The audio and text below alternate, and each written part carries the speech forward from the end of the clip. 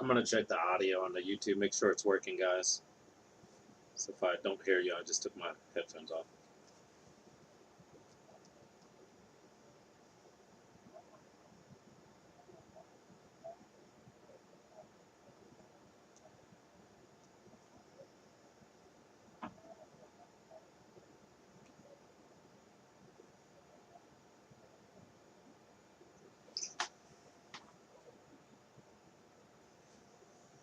I'm gonna check the audio on the YouTube, make sure it's working, guys. So all right. Something is happening where. All right, something's going on with audio.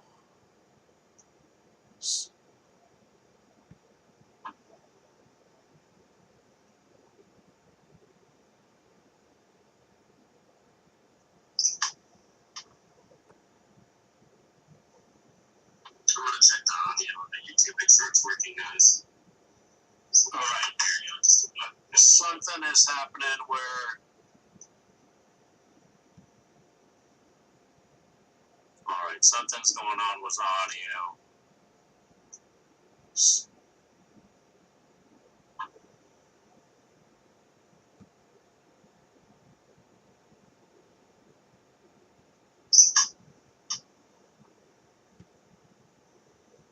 I'm gonna check the audio on the YouTube, make sure it's working, guys.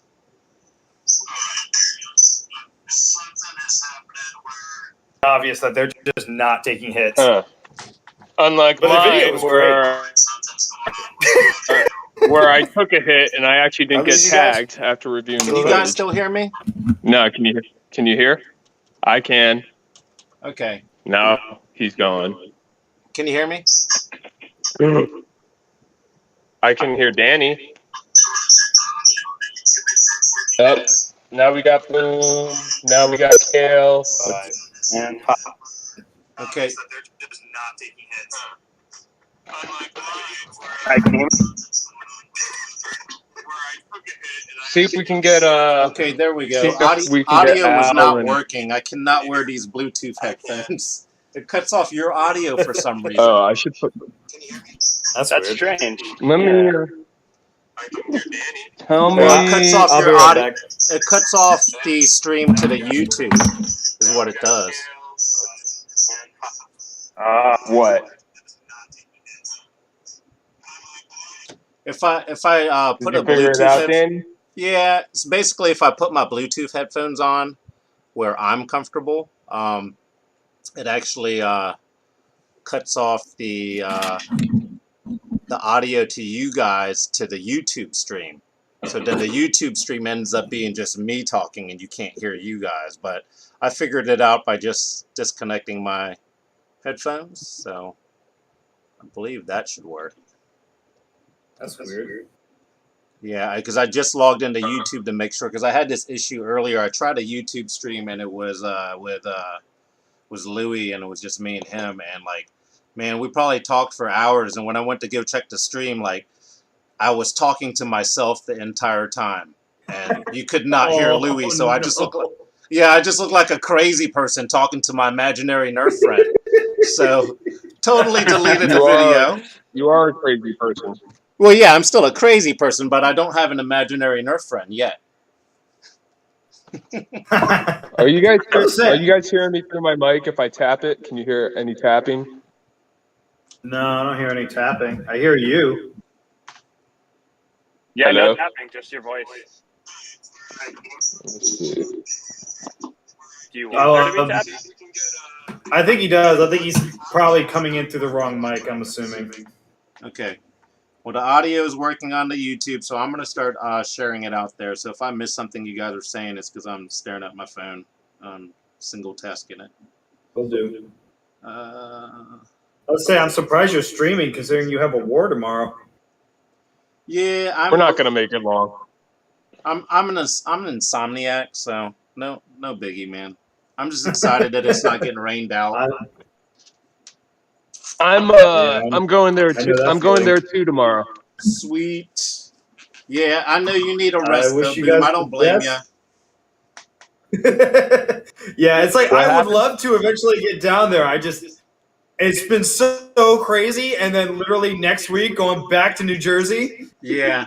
Well, here's the thing. It's Fredericksburg Foam Flingers' second event, so I really don't know what to expect, and I don't know how many people, and I think it's ages 7 and up, and Jarrow's going. It's like I told Jeremy that look no, I've done not just Jeremy. I told him and Glennon both because they both been asking me to come to their events. I'm like, look, I already have 3 groups that I am committed to that I go to. Anything beyond that, I promise nothing. If I can come to an event, great. But I will not. I am not a guarantee. I at some weekend I have to spend with my wife and kid. I'm in the same boat as you are, man. I'm committed to 3 clubs right now, and I'm feeling the pressure. Yeah, I have no responsibility, so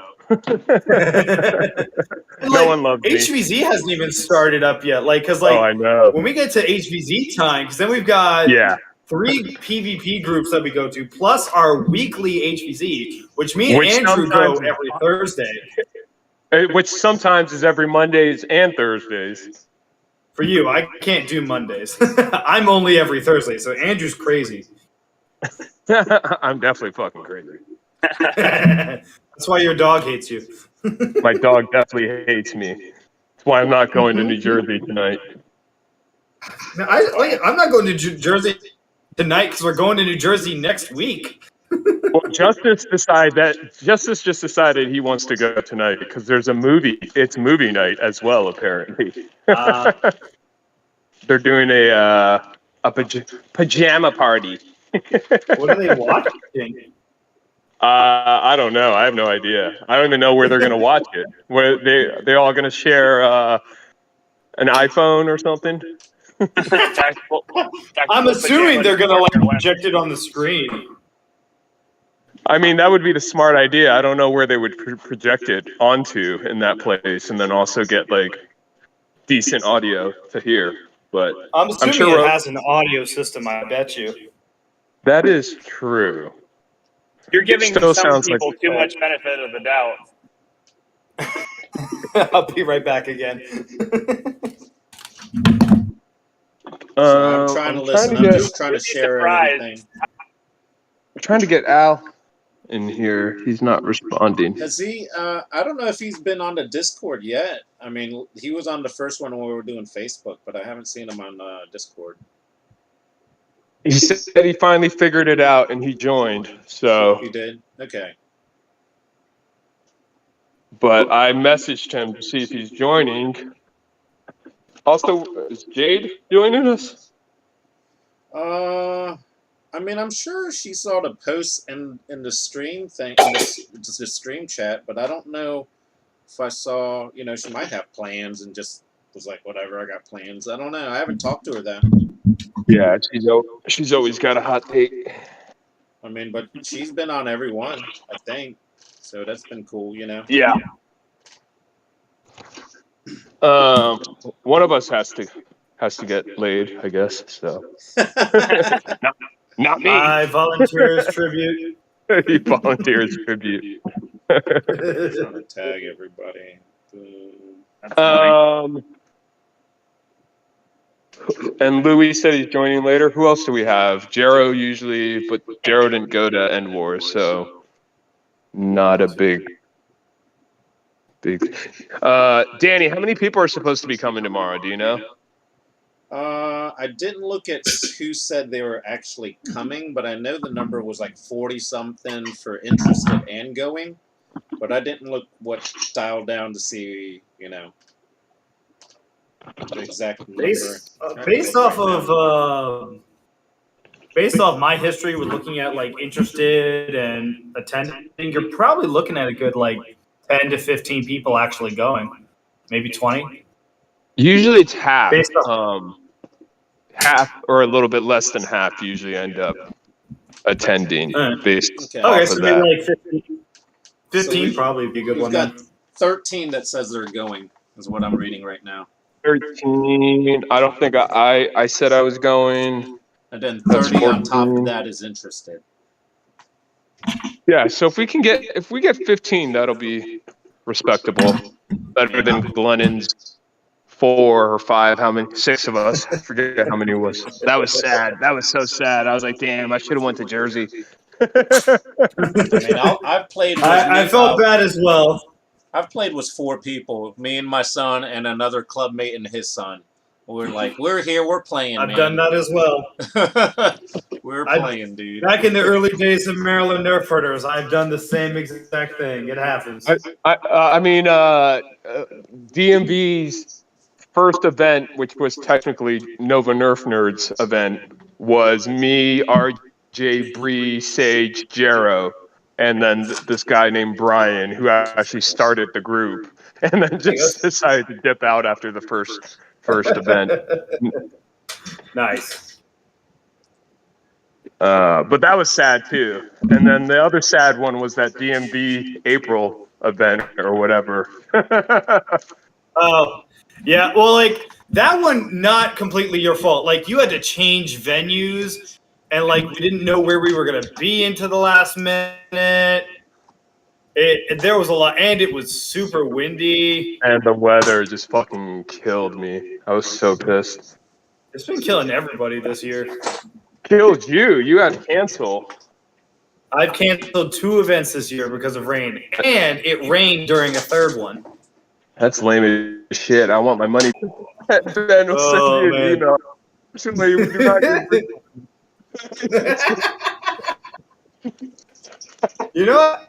I built my Mighty Mama. Honestly, it's okay.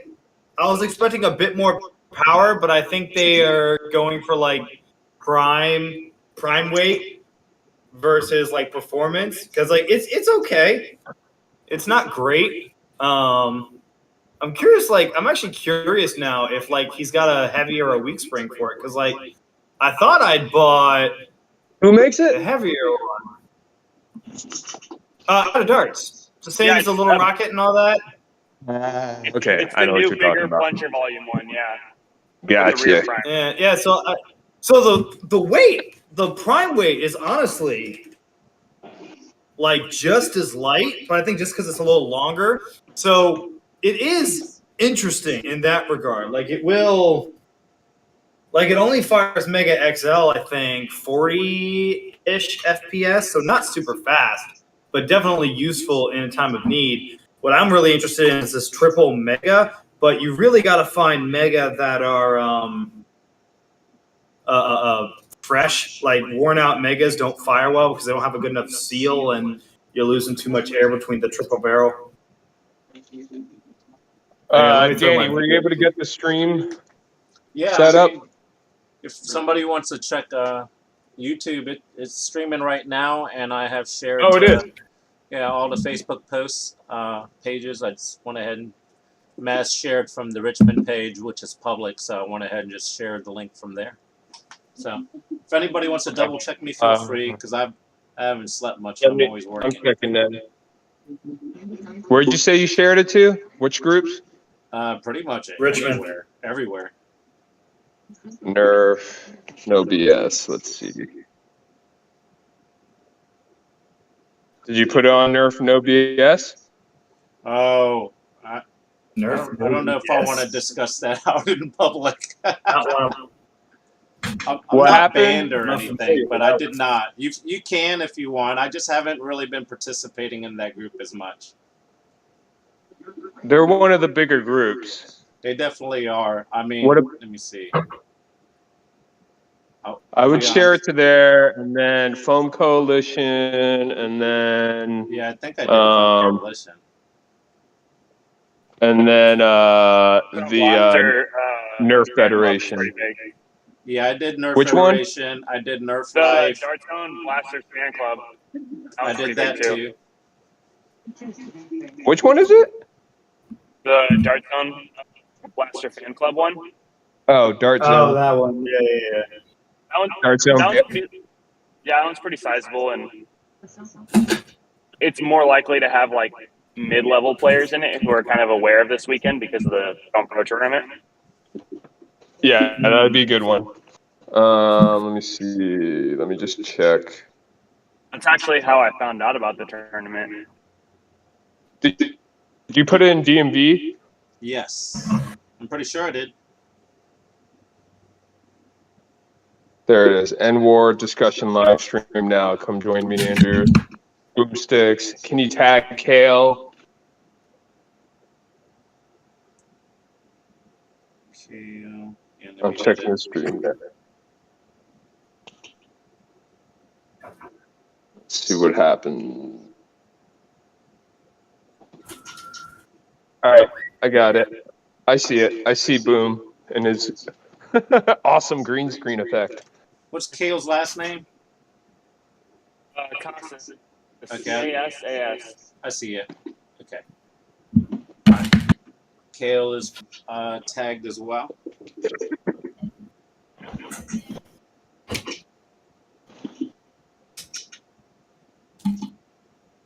All right, so I guess we are streaming then at this point.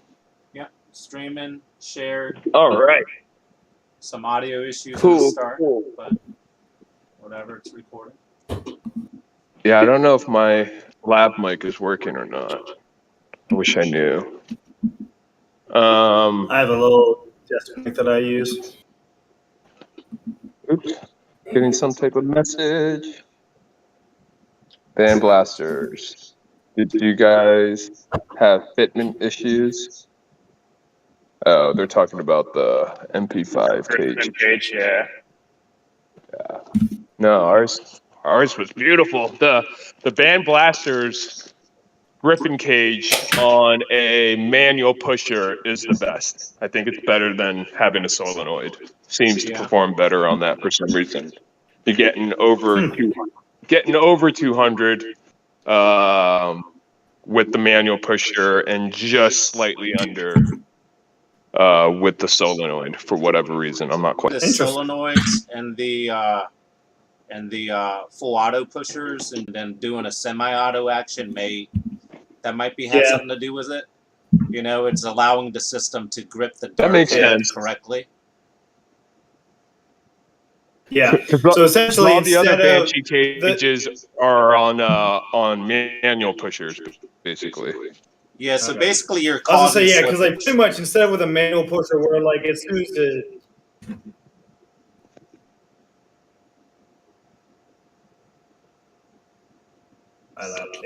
Did I lose you guys? No, no, I'm still on. I hear you. Danny went mute. Can you hear me? Oh, Okay. Oh, sorry. Your I'm a lips little far were away from my moving, mic, but too. I hear you now. I was gonna say, like, the reason for that probably just because with a manual pusher, it slowly touches the tips of the flywheels, which pull it the rest of the way, giving it that full grip. Whereas with the solenoid, it's probably going too fast, so it's not getting a good grip on the flywheel until about like here, as opposed to back here. That's my theory, anyway. That makes sense. I'm not It's not engineer. It's not a big enough difference, but I definitely noticed it. And then when we chronoed at Phone Pro Tour, it was definitely obvious. But that makes a lot of sense. So, What darts are you using? I highly recommend the Band Blaster Griffin cage. What darts were you using for the chronograph? AF Pros? For the chrono, we were using all fresh darts for the chrono. Gotcha. Oh my gosh. No, I think you meant what kind of I was darts being sarcastic. No, I got you, but like what kind of darts are you like going with? Are you going with the recommendation of the max darts, or are you using a different dart? Definitely. From all my experience on all three current Banshee cages, they all like the max darts the best for whatever reason. I'm not sure how that affects accuracy or how much better accurate they are, but they definitely get higher FPS with the max darts. Yeah, they definitely do. I think it has to do with the head shape, to be honest. It'd be interesting to see how the game face darts end up working in them because they're a mixture of almost the worker gens and the AF tips. The Yeah, I worker saw that. gens home and the tips of the AFs. The thing I noticed with the bamboos in the Banshee cage, at least in number 3, is that there was literally no difference in FPS between max starts and that, and they both have the same heads. I will say my only gripe with the bamboos is that they are susceptible to wind or deviations of that Because of the lighter sort. weight. 110%. Yes, Yeah, for 110%. sure. So they definitely get higher FPS, but I can't. I mean, Flankmaster Flex swears by them accuracy-wise for springers. So maybe they're just really good springers, but I haven't had a. disagree. You don't think they're good in springers? I just think that their weight really, it doesn't matter what trajectory or projectile form you're using, as long as it's that much lighter, it's that much more susceptible. There's nothing you can do about it, twist or not. Why we have you here, Kale, why don't we just go ahead and introduce yourself since this is your first time to the stream and just tell us a little bit about yourself and Team Nebula and then we'll just get into all our overall experience with Endwar Weekend. Okay, yeah, sounds good. Yeah, so I mean, for people who don't know me, there's 2 ways you might know me. You might know me from Team Nebula from the Foam Pro Tour, or you might know me on YouTube as King of Games, because I do have a small channel that I started. I'm pretty new to the hobby. That's right. Yeah. I recognized you when I saw the name Thirsty for Foam. Yeah, so those are the 2 places you might know me. I'm pretty new to the hobby and extremely new to like competitive. But it just started with a Magnum X2 on sale on Black Friday in 2021, and got a family war going on. To January, I heard about the Darkzone tournament, and I met this person. Looks like fun. Next thing I know, I got an invite from a guy from SDNC in Merch to play with them, and it's been down the rabbit hole since then. Very cool. And who are the founding members or main members of Team Nebula? You have some you have Gavin Fuzzy and Piggy, Singaporeans, and right. So Nebula is kind of a homologation of Southern California clubs originally. And so basically what happened is that Red Tide was the San Diego Nerf Club team. I came in, I joined in March. I was like, hey, I want to participate in that. So it got me interested in, competitive play, and high FPS play is the Foam Pro Tournament. They're like, yeah, well, our team's pretty cool, but, we're more than one to ask other players. So I went between the 3 Southern California clubs, which are LUNC, which is Lazy Uncle's Nerf Club, SDNC, San Diego Nerf Club, and then the Foam Fighters LA. And between those, I pulled 3 members originally to join me. So we had 4 members. We were a little short.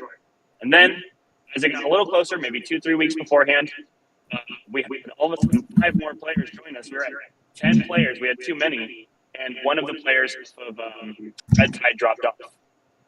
So we kind of had to figure out who was going to join, because we're basically sister teams at this point. We practice together. We, do everything together. And for us, they're doing us a huge favor by allowing us to practice as often as we do, even though they're really good doing it. So that's kind of how the origin started. I started the team, and then Eli joined, and then some of our other members like Jacob, Tristan, RJ. We had some other people who just couldn't travel. And so basically we went up to Q3 with our original starting lineup of me, RJ, Eli, Tristan, him, also known as Zoomed Out Jehovah line, and a couple other members. And then from there, we took 4th. And the minute we walked off that field, Eli and I had a burning passion in our eyes, like Gavin talking with Zelkos, talking with Liza and Piggy, and they want to join.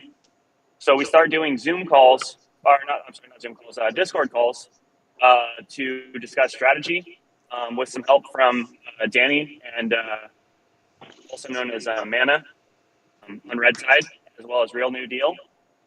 And together we put together the strategy and decided to just test our luck as a unified team at Q4 when we landed. Very cool, very cool. What was your overall experience at Q3, would you say, compared to Q4? Okay, so when it comes to the actual gameplay, felt much bigger sense of camaraderie at Q4. Not that we didn't make friends at Q3, but it was just a lot stiffer, a lot less friendly between teams that didn't know each other. Right. And being outside, it was extremely hot.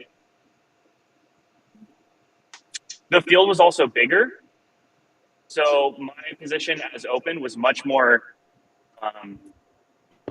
effective in terms of being able to dodge. Right.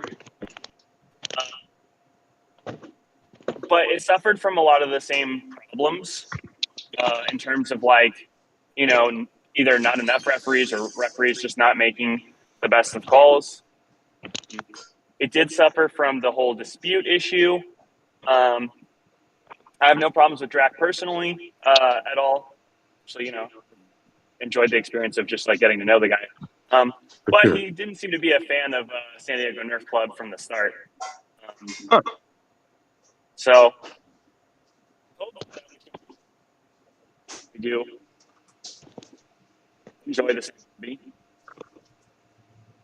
Yeah, so that was my experience at Q3. Q4, I think, was a little bit better. I feel like since we had met some of these people before and just a lot of these people online, we were more excited to do these things. And I had a little bit of more of a better relationship with pretty much everyone there, basically, including Drac. Right. Well, I also feel like Drac was also under pressure because he got a bunch of his stuff stolen right before the tournament at Q3. Yeah, I heard about that. Yeah, the camaraderie thing. I guess when we went to Q2, we definitely knew, we knew Paradox, and we also knew Team Frumble. So that kind of started the camaraderie thing, and then of course, when we saw you at Q4, you kind of introduced yourself, and we've corresponded online through Facebook before. But it's funny how sometimes that alone makes you feel like you've known people, your whole life, Yeah. No, totally. That's the biggest thing too. I think it was a surreal experience of being one of the people you talked to online. I talked to Jade at HomeCon for a few minutes, and I was like, "Oh yeah, we talked about this and certain kinds of mods, and you're the one who told me about this." And they're like, "Oh yeah, who are you again?" And then I was like, "Oh, can you show me your profile picture on Facebook?" And I was like, "Yeah." And I was like, "Oh, I know you." And it's just really fun having to do that. And also that we were doing scrimmages at FoamCon where, I forget who it was. Someone was introducing themselves. I'm like, "Oh yeah, I'm Kale," and then you're like, "Yeah, I'm Dartsweep," and I was like, "Oh, we're using our online names. I'm King of Games," and you have to remember to separate those things. It felt like that scene in Avengers with Spider-Man and Doctor Strange. I don't think you have to separate it. All right, I think I got this figured out. Yeah. There we go. Yeah. So, what would you say your favorite part of the Foam Pro Tour experience was overall in general, between qualifying and actually competing in the finals? Because unfortunately, our team, Magic Smoke and Mystic Vapor, were not as skilled enough to get into the finals. Although Nebula and Magic Smoke definitely had a fantastic battle. Yeah. So we faced off I think early, right? Our first match was early in Q4, within the first couple rounds, and Right. I think So you guys went down to the losers bracket, and then we continued on, got knocked down by Flower City, and then we got to have a rematch, which I was actually really excited about, because we talked, and you're like, oh, I'm just glad that we got to this point. I'm like, no, you guys are doing great, and stuff. And I was feeling good about your guys' play. So when we took it down to a 1v1, I think the 1v1 is my favorite thing about all of Foam Pro Tour. Even though your captain, Jesse, obliterated me. It was a lucky shot. It just comes down to those momentary hesitations. Yeah. But yeah, it was a lot of fun. Even though that's how it went down for me, I still had the most fun doing that. At Q3, it almost happened for us. We were going up against Frontline Foam, and we did a double draw all the way down to the last match. And within the last, I want to say 20, 30 seconds of the match, it was down to 2-1 players, and they eliminated our last player. And so it was almost a 1v1 there. But as to my knowledge, that's our 1v1 is the only 1v1 in all of Foam Pro Tour. Right. We made history. Yeah, exactly. And that was the best part. We trained probably a little bit more than I think some of the other teams did for 1v1s. And I guess it paid off. Yeah, I think we ran a couple 1v1 drills ourselves for Magic Smoke, but nothing that would have prepared us for what we actually ended up having to do for the qualifier. But Boom, what do you think your experience was in general for Foam Pro Tour Qualifier 2 and Qualifier 4? They were some intense matches.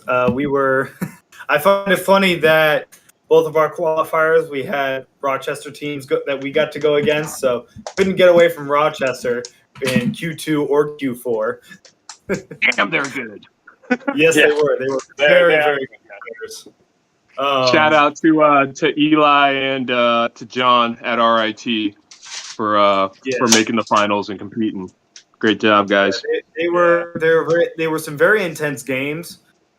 I really enjoyed getting a chance to play against everyone. I personally don't consider myself to be that competitive of a player, so I appreciated the opportunity to get to play with both Paradox and Magic Smoke for the Foam Pro Tour qualifier, and I definitely want to compete competitive again. Most likely, and we'll see what the future holds for that. But I had a fun time. Very intense gameplay. Very draining is what I'll call those days. They were exhausting keeping up with everybody.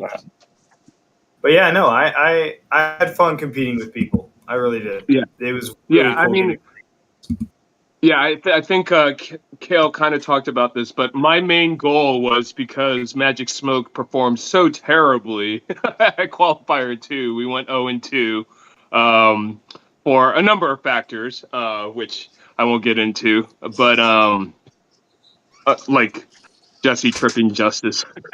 I'm just joking. But my main goal was to go compete and just try to do one better, just a little bit better than we did for Qualifier 2, which was actually win a match, which we did, and then some. So I was extremely, extremely, extremely satisfied and proud of how we all did. And, my approach to competing was, yeah, it's nice to win, but I'm really just here for the experience, to have fun, meet people, and have a good time flinging foam with everyone. Because, Boom and I, we mentioned it before. We participate in 3 local groups, at least PvP groups here, plus UMBC's HVZ. So we play together all the time. So it's always great to have an opportunity to get together with other people and fling foam with them. And have fun that way. So I was extremely, extremely satisfied. Even though we didn't qualify, we were happy that our friends Frumble qualified in Q2, and our new friends in Nebula qualified in Q4. So it gave us 2 teams to root for. Not that we were rooting for against Rochester, but I think we all kind of had a feeling of where things were headed at a certain point. Yeah. So, but yeah, you guys were awesome, and like you said, it's definitely surreal to be chatting with people online and then finally getting a chance to meet and hang out. And yeah, it's great when you can do that. So, what did you guys think of FoamCon? Danny, I know you wish you were there. He just keeps rubbing it in, fellas. Before you I guys know, came I on, know. same thing. Yeah, I mean, FoamCon was great. I mean, it's my first FoamCon. Like I said, I'm new to the hobby, but it was very smooth. It was very well organized. I love that they had the opportunity for us to scrim on the side, and it was just cool to see all the different, like, we definitely weren't short on diversity. You had everything from, like, cosmetic builds. You had, like, highly functional builds, 3D printed, original blasters. Like, you've got, like, toy manufacturers like Darkzone and GameFace coming in, and I mean, GameFace made one hell of an impression. I said it to the rep then, and I'll say it again. They came in and they showed up Darkzone in their own home.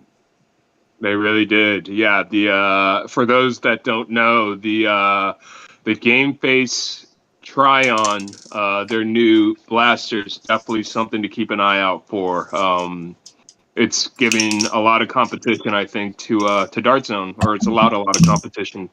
That's the one part I think that I miss the most is the FoamCon more than the HVZ, to be honest.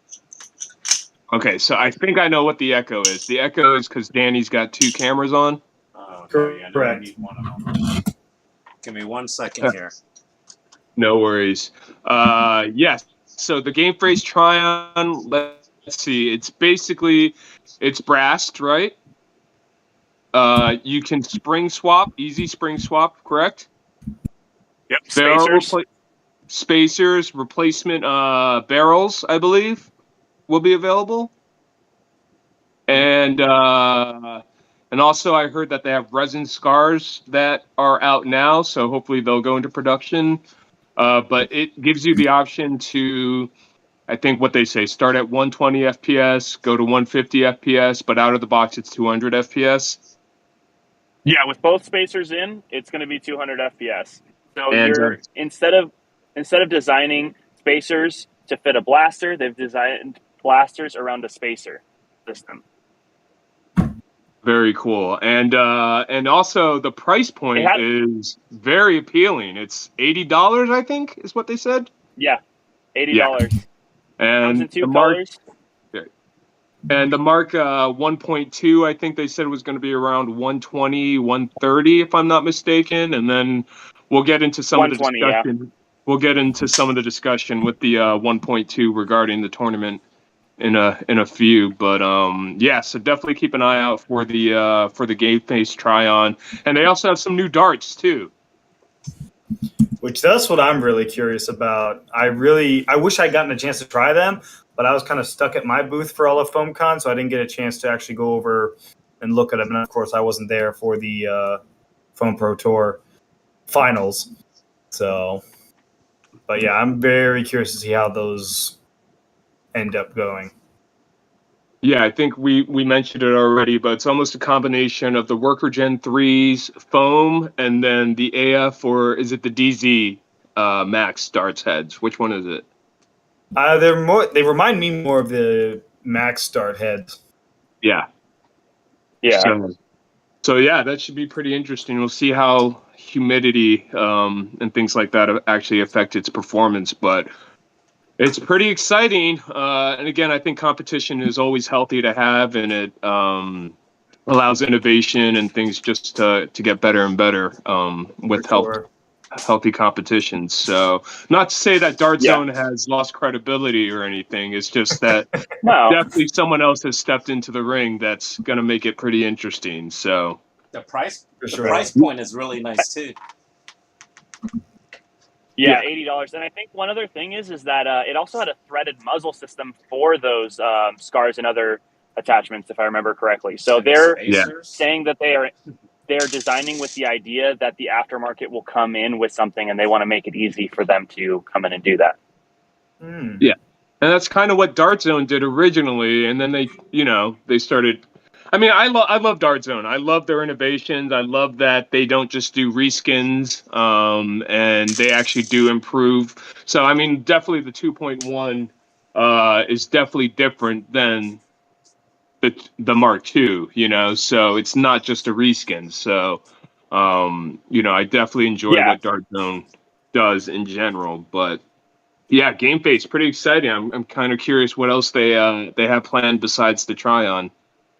I don't know if anybody else heard this from the designer that was there, but he said that they have other things in the works in every category of Nerf blaster, or Dart Tag blaster. So that makes means me they're working on a excited for. flywheeler at least. Yeah, I was gonna say that's making me excited for a flywheeler. I'm definitely a flywheeler guy myself, so definitely interested Okay, but in think that. of this: competitive Mega Blaster. There we go. Honestly, I would be willing to run something if it was. But here's the problem: you have something like the Ranger, and you could absolutely run something like that. But when will the volume be too much? 10 darts for a huge magazine.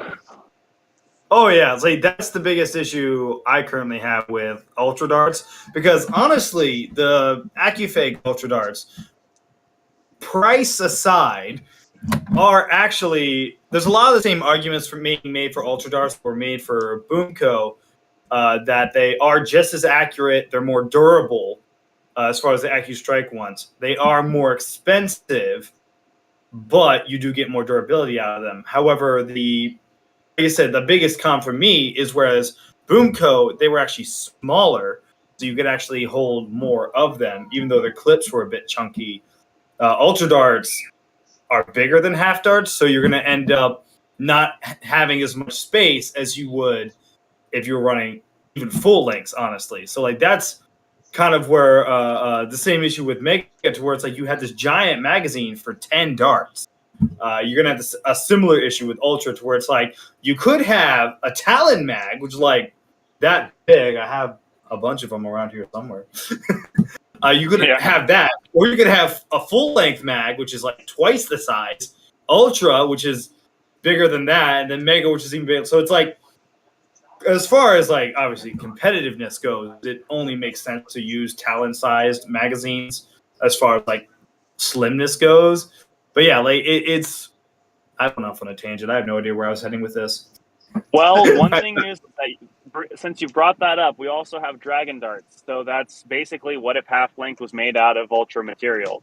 So that's definitely Dragon Darts for the win. Those are really light too, right? They're pretty light. They're super durable in terms of the squishiness. You don't have squishing problems, but they're definitely suffering in the accuracy department. Dragon Darts. Go ahead. I was going to say the head shape might also, if we had something a little bit more close to the original Elite, AccuStrike head, maybe we could get a little bit of that extra stability back. But, who's to say? I haven't used Dragon Darts enough to notice the accuracy, but I definitely like the FPS I get out of them. Yeah, that's the biggest issue right now, is with darts coming out that are giving you better and better FPS. Having an FPS cap is because we currently don't allow Dragon Darts at Maryland Nerf Herders. One due to the nature of the hard foam. The foam is pretty rigid.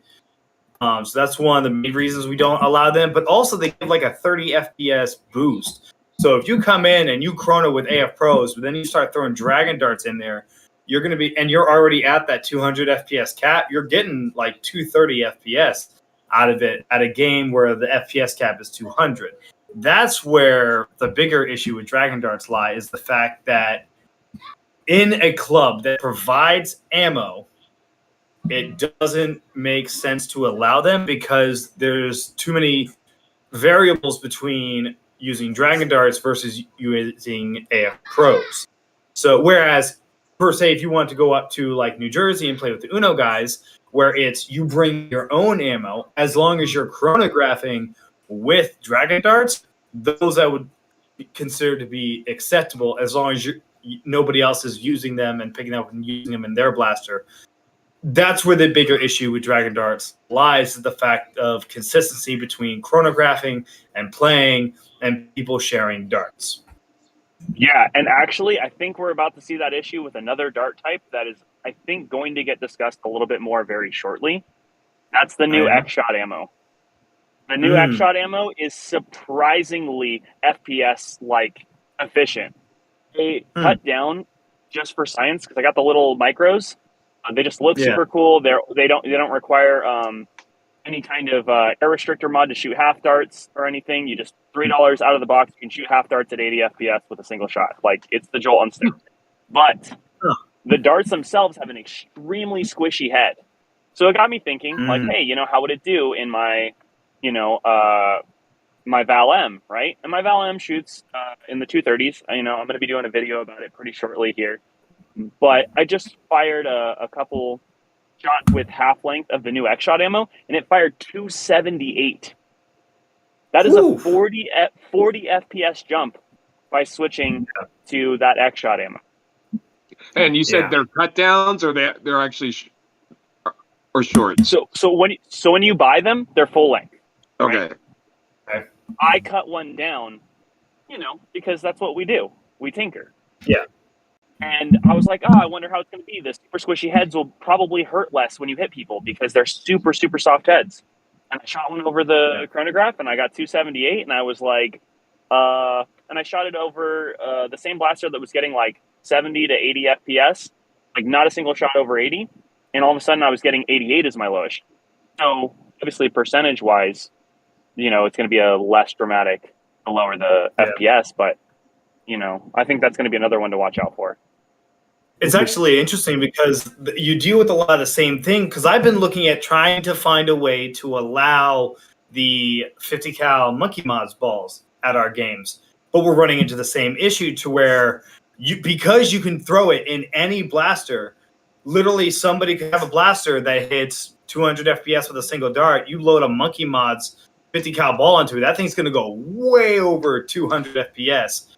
I've been meaning to actually look into a way of allowing it while still restricting it, but there's so much variables in that to where I love the 50 cal foam balls, everything except for the fact that because of their size, they're a little bit harder to dart sweep. But we also allow hyper rounds at our games, so I figured there's not really a reason to ban the 50 cal balls on size when we allow hyper, which is only a little bit bigger than a 50 cal. It really just comes down to enforcing FPS caps and following that. Right. Yeah, you'd have to be able to tune your blaster basically for the FPS as opposed to. I think it's a matter more of, can you trust your players to not do something that's against definitely not. That's what I'm saying. I like my players, but I don't trust them to always follow the spirit of the game to where they're not going to they chrono it firing 3 monkey mods rounds, but then when they're playing with it, they're only putting 1 in. So that's the issue with that. Yeah. It's bad because I want to allow them. Sorry, Kale's trying to say something. Oh, no, you're totally right. And it's not even just hey, will they put in, 1 instead of 3? It's what do you do when you have 1 left and it's either that or you're out? They're not going to choose to be out. They're going to be put in situations where they're incentivized to make the wrong decision. Right. So it's the only way that I can think of allowing them is that everything that uses them, whether you're firing 1 or 10, you have to chrono it using firing 1. So that was my only thought, is that in order to allow it to pass the chronograph test, it cannot fire 1 monkey mods round over 200. It doesn't matter if you're loading it with 5 or 10. because you have the capability of firing 1, you have to chronograph it at 1. Because there's one blaster that I go ahead, Kale. No. You finish your thought, and I'll when you're done. I had a thought, but all right. So the one blaster I really want to use it for might surprise you, and that is the Why the Why bow. Because I loaded that with Monkey Bot's House, and I was firing like 5 to 10 rounds at a time. It was so ridiculously fun having a shotgun bow. It's essentially a bow shotgun, and it was amazing. That's awesome. That's what I want to use. Yeah. Did you try to curve it like that movie Wanted, where you could like spray it in like a half circle? No, that's what Nerf Elite darts are for, Danny. Right on. Yeah. You got any Xshot blasters there on the wall, Danny? Xshot? Or do you not believe in Xshot? Loner bin. They're great loner blasters. Kale, what were you going to say about the 50 cal balls? I really wanted to know what your thought was. Well, I was wondering, what do you think about doing a system of maybe like a color-coded, like, you know how at Endwar they did the zip ties to chrono? What about a color-coded chrono system where you're certified that you can shoot those? So you have like a blue one that you've chronoed as like the main caps for short darts. Then you got another one that's like a yellow one that says like, oh, you can use those as well. And if you're caught doing something that you're not supposed to be, then, there's some kind of consequence. Yeah. Which actually, it'd be a similar consequence to what we do with melee. Like we have a rule with melee that you're only allowed to aim from the shoulders down, and that if you hit the neck or the head, you get 1 warning, and you do it again, you're banned from using melee at all. So, like, it's not a bad idea.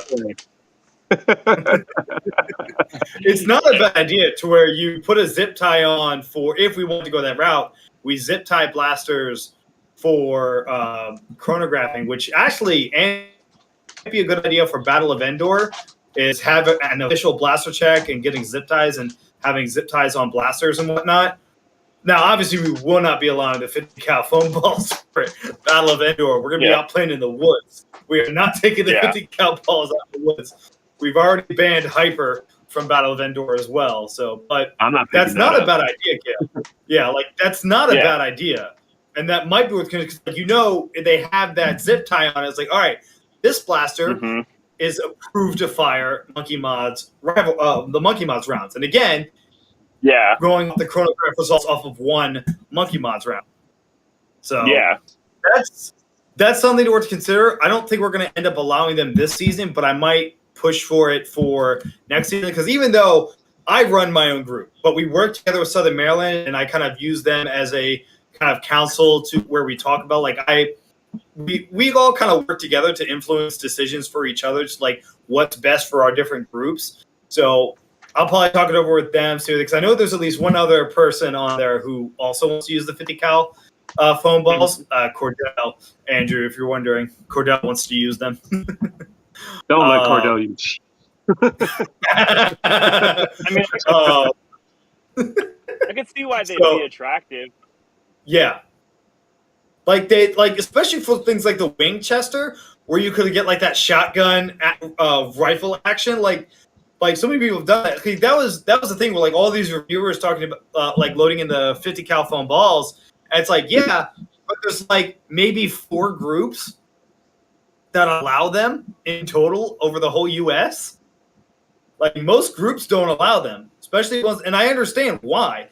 For most of them, it's because they don't want to have to deal with picking them up. Because a lot of groups at least, play at public parks and public locations and whatnot. Like we're fortunate to where we play on a private field, and it's also fairly easy to pick up because it's a very flat field. I'm not sure if you've seen any of our gameplay footage, but like we just have like a flat field that we build cover on. Like we have no trees, like no extra cover aside from what we bring to the field. So it's honestly a pretty good field for like whatever we want it to be. Because like we've got like I think 2 or 3 different field layouts that we're using right now to kind of give the field a different feel, as opposed to using the same field layout every time to make things interesting. But yeah, like that's the one benefit of having a completely flat field. It makes it extremely easy to clean up after ourselves. So you don't have to worry about it getting under a tree or under a bush or something like that. It's just flat grass. Yeah, and that's nice to Yeah, have 100% control of that field. You guys want to go it over would any be of nice to have a the, few trees. you guys want to go over any of the YouTube comments? I actually Sure, forgot what do to they even got? look at them. We got people in here. We did. I didn't know anyone was forgot I was watching. ignoring it. Oh, Jero's on, actually. He just logged in. Hey, I was like, All right, so Jero. first question. I don't want to ignore the first guy that was on here. Let's see. Looks like Oscar Rodriguez says, I'm new and I got a Percy's. If I were to go darts, which blaster would perform like the Percy's? Like the Percy's. What's the one that uses the agitator system? That no, it's a wheel that pushes. They just did a somebody has a mod kit for it to make it the Matrix Fire. The Matrix Fire. yeah, I cannot recommend the Matrix Fire personally. I can't Go either. off what he says then, because I was like, go with what he said then, because I haven't used it, but it looks amazing, especially with the magwell system. Yeah. Do you have the mag? Yeah, so I did the mag adapter upgrade or whatever you call it. I ran into issues of it engaging the switch that allows the blaster to rev or whatever, or spin the wheels. So I ended up having to jerry rig something so press the button. And also it burns the darts. Like the darts will go through it and it'll literally rip off the side of the dart a little bit. And then you can never use that dart again. Is it fun? Yeah. Is it accurate? Probably not that much. It is a dart hose, but I don't think you're going to get the same satisfaction. It's tough to beat the Percy's. This is the main issue. The Percy's is an extremely, extremely good blaster to use. So you have to get something belt fed, I would think, like a regulator or a hyperfire, and then even then, it would have to be like modded. Yeah, and I didn't lipo mine either. I think I just threw some IMRs in it because I'm an IMR kind of guy. Or I'm just lazy is really what it comes down to. Yeah. But it's kind of like a 3S Rapid Strike that doesn't work as well. Yeah. Okay. I mean, so maybe regulator is pretty sweet actually. For like lower. I was actually gonna say, if you can get your hands on a Hyperfire, that's one that I modded way back in the day. I had a lot of fun with a Hyperfire. That's actually not a bad one for that full auto, especially because like it's just like the Percy's, it's belt fed. So what was the question? Yeah, the question was, what's the blaster they that's... wanted to switch over. If they were going to switch over from balls like the rival ammo, and they were going to switch over to darts or half darts, what is a good option for them that's similar? And the real problem is nothing is going to match like a hopper fed system for balls because darts are weighted on one side. Yeah. But something full auto and having a lot of mags, especially of a high capacity, like minimum of 18 worker mags, best scenario Tachi mags because they're 29 rounds. You have to switch less often. But I mean, that's pretty much anything that's full auto should perform as close as possible to that. Yeah, if they're looking for something, rival, like the full. Yeah, it is hard to be right. The Dragonfly. I was going to say, if you're interested in something full auto with a good experience, definitely check out Impact 498 lineup, which includes the Foxfire, the Dragonfly, and the Lightning Bug. But the Lightning Bug is semi. The Dragonfly is the specifically full auto only. Yeah. Hear me out on this. Or you invest in some angled Talon mags, and you wait for somebody. You wait for which they should be coming up soon. The files are available now, and you build a quick. The quick is. I was going to get to that. I was going to get to that. The quick is definitely something that people should look at. But is Yes. he talking about a hopper fed experience to transition into, or just in general? It sounds like he's new, so it sounds like he's looking for something with like Percy's. Maybe he's thinking like more longer distance accuracy was Percy's type performance. Yeah, because the hopper on the Matrix Fire is garbage, so that's just it renders it useless in my opinion. You have to like perfectly set the darts in the hopper, and when you're in actual gameplay, you just don't have the luxury of that much time to. Yeah, and it's also kind of a pain I in just the butt. dumped them out. I did hear that one that you have, Dan, is a that lot problem. better. I heard is that a command fire? Is that what it is? I forget what this one's called. They've made like 3 of them. I think Matrix Fire is like a third iteration. Yeah, so and like I said, the only way I would ever recommend a Matrix Fire is if you are willing to do the mag adapter thing, in which case you might as well just start looking at like a Rapid Strike or something else. So I was gonna say, if they're new, honestly, the best bet to just start with probably be I'm gonna recommend the Hyperfire and maybe some IMRs. That just if you're starting off, go that route, because here's the thing with the Rapid Strike, especially if you want to mod up Rapid Strike, because of the whole, if you want to do like a 3-switch system, it's a lot more complicated as opposed to, because it has that pusher motor. Whereas if you just have the Hyperfire, which has a belt, you can run that off a 2-switch. Yeah, you can run that off a 2-switch system, no problem. And I don't know if there are any still available. I don't know if there are any still available because the sale was so good. But I would also say at the price point that it's been at sale on, the Mark III is also a really good option. There's a few minor fixes, and then once you do those, at $65 when it was on sale, or even at the $130 point, the mods are super easy. They're super available, and even if you don't do any mods at all, as long as you're not using, Talon mags, you won't have any of those problems anyways. So throw a LiPo in it, or don't throw a LiPo in it. It's 4 darts a second with, without a LiPo, 5 darts a second with it. If you throw in a motor, you're already in the 8+. So you don't even need a motor for that. I ended up getting the Ezekiel rate of fire kit, which is literally just switching out the big gear for it, and then it gets you up to that 8 darts a second or whatever that we're normally used to.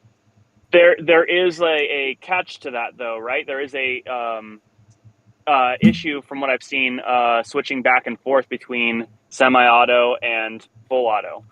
So if you do know how to work around that, which is literally just kind of switching back and forth in between it and revving the rev trigger along with the trigger itself to get it back in place, it's a pretty easy, simple fix in my opinion. I wouldn't want that to happen in like competitive play, like say for Darkzone or anything like that.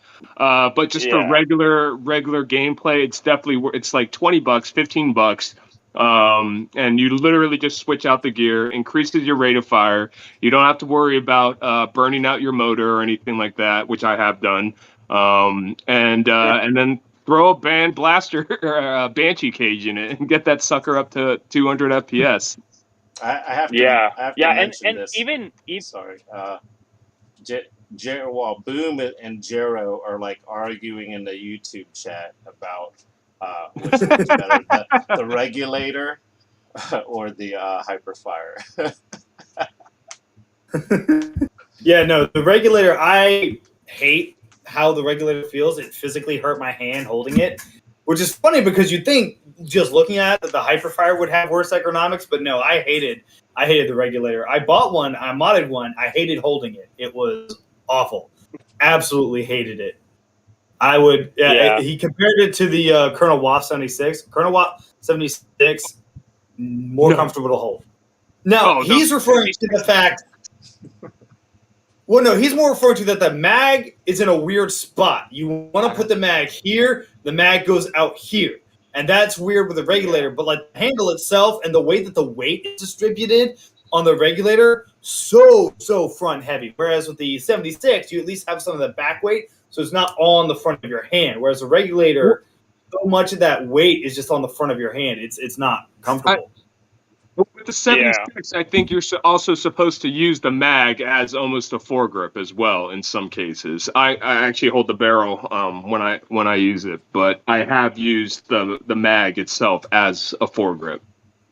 So don't how dare you speak ill of the 76? No, he's not speaking of the 76. He's saying that the ergonomics of the regulator are similar to the 76, and I'm saying that the regulator has bad ergonomics, in my opinion. Yeah. No, the mag placement is really yeah, I had a Hyperfire I'm sure it's somewhere around here, but I wasn't a big fan of the ergo. But it's hard to argue against that performance you can get out of it. Yeah. So the other thing I would recommend is for someone that just started, that is looking to get into it, is even though it's not full auto, check out the Spectrum. It's like $20-25 or something like that, and then you can mod it to your heart's discontent. There's a bunch of kits out for it. You can get Drax kit for it, which is Magilla cage, Twilight wheels, and I think Fangs for motors, and that'll get you up to like 170 on full lengths on a 2S, not even a 3S. So definitely check out the Spectrum.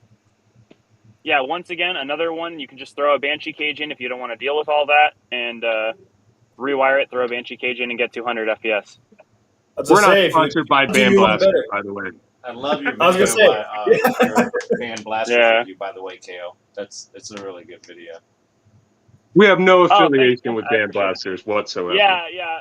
At this point, yeah. But that's the thing is,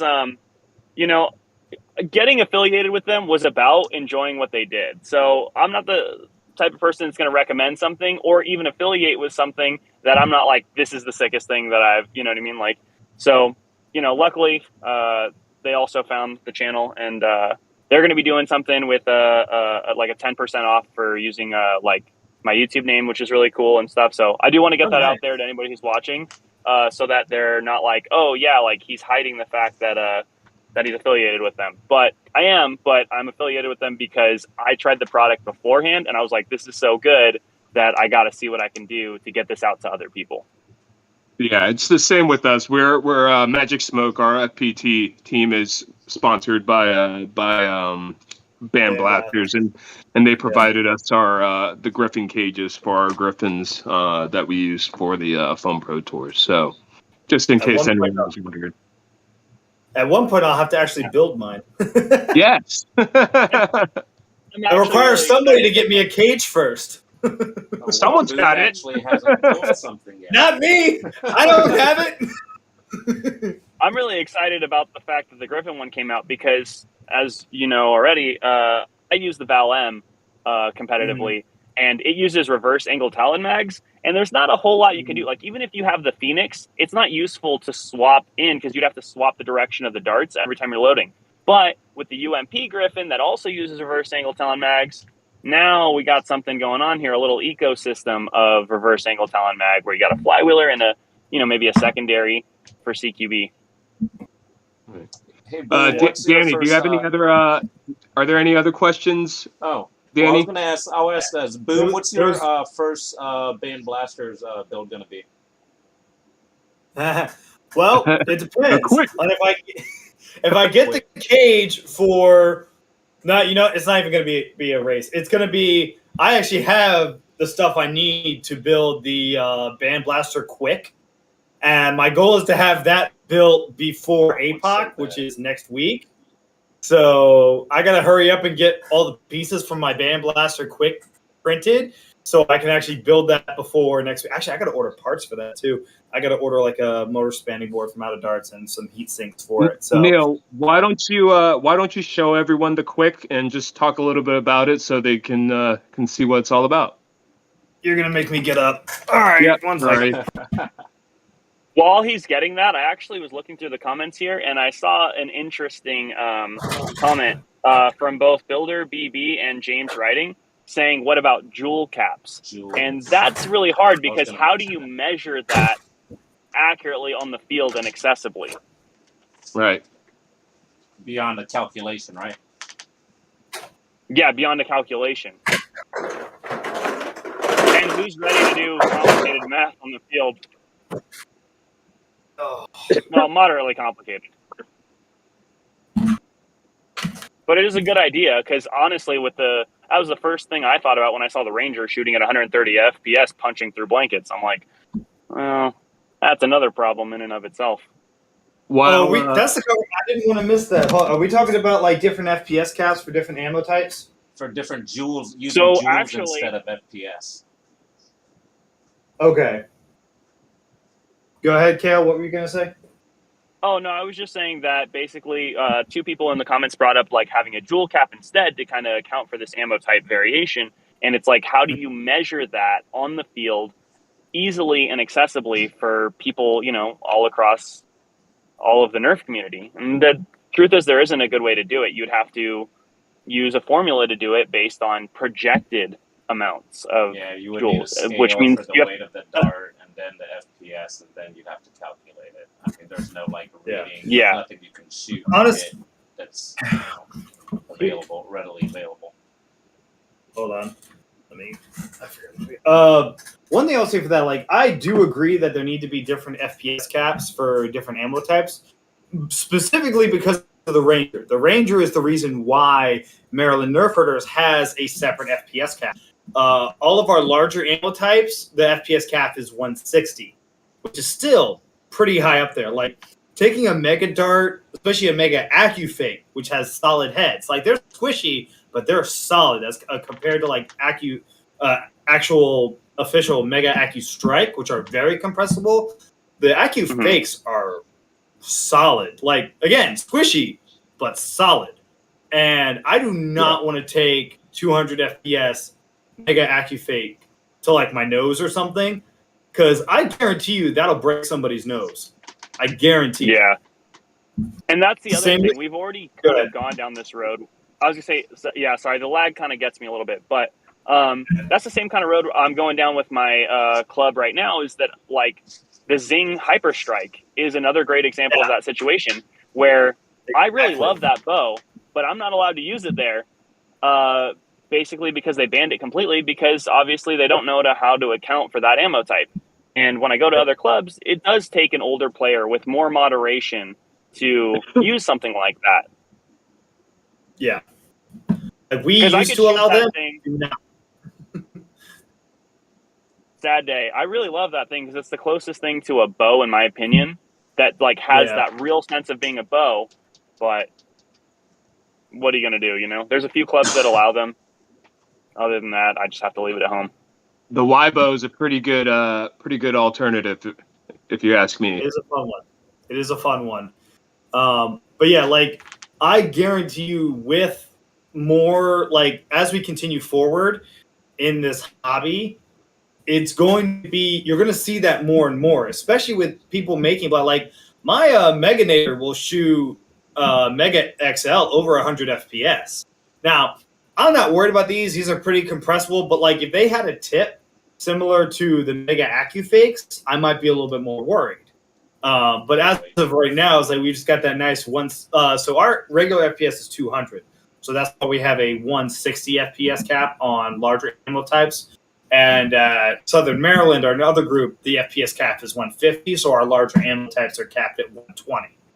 So we specifically brought in those different FPS caps because of the Ranger. Now, since I said that, let me go grab the underbarrel for this thing. I forgot about that. Yeah, I don't like getting shot Real in the quick, ear, so I've got to cover it. Actually, covers up the ear as well. Been shot in the ear before, and it kind of sucks. 200 FPS up close. Yeah, real quick, I am going to have to, I've got some prior engagements that I've got to go to. So it has been real. I'd love to do this again. And yeah. Yeah, thanks, Kale. That's awesome that you were on. Yes, thank you so much for joining us. We'll get you back in here, and we'll finish up our discussion about Endwar weekend. Yeah. Is that what we're supposed to be talking about?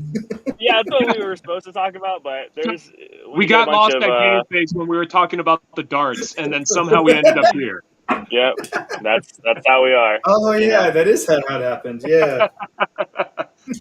All right, It's the Kale. rabbit Have a hole. great week. Have a great weekend, Kale, and we'll see you soon. All right, sounds good. Bye. Thanks to all of you guys. All right. All right. All right. Let me get this thing together, and then I'll show it off for you. Any other questions, Danny? Sorry, I just backed out. Let's see. Kale brought up the thing with the jewels. Louis asked, Definitely a very Andrew, fast what about conversation. Busby Alpha? I don't know what's the Busby Alpha. Oh yeah, that thing.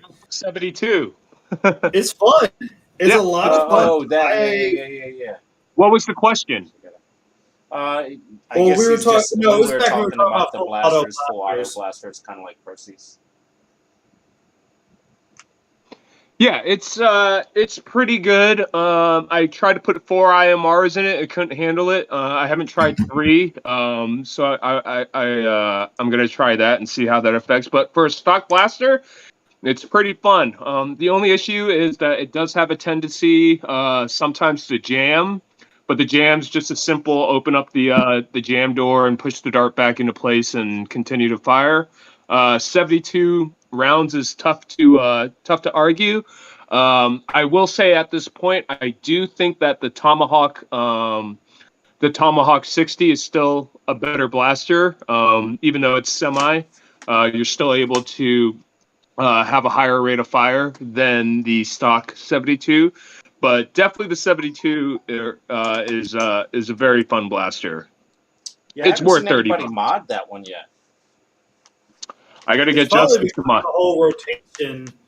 The whole rotation mech probably doesn't do well with modifying. I'm guessing.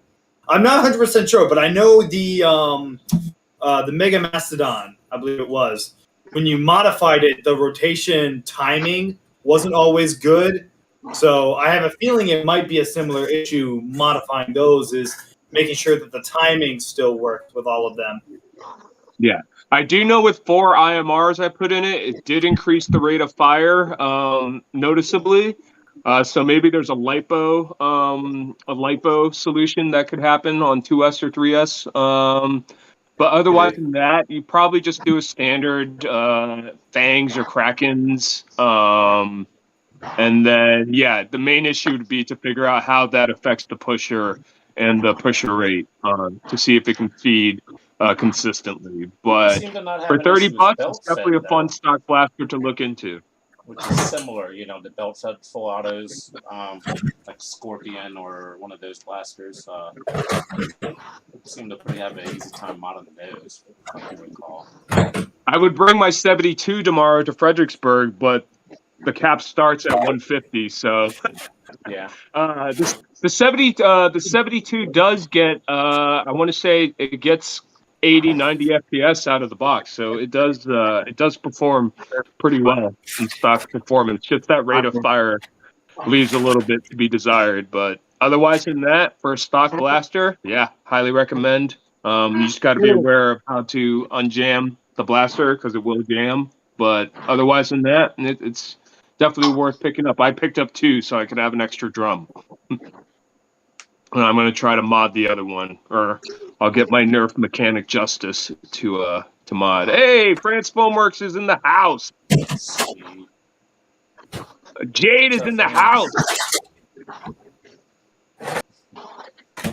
So yeah, we were just Boom was just getting ready to show us his new blaster that he acquired from FoamCon, which is the Quick, which he's going to try to install a band blaster Banshee cage into. Jade's on too.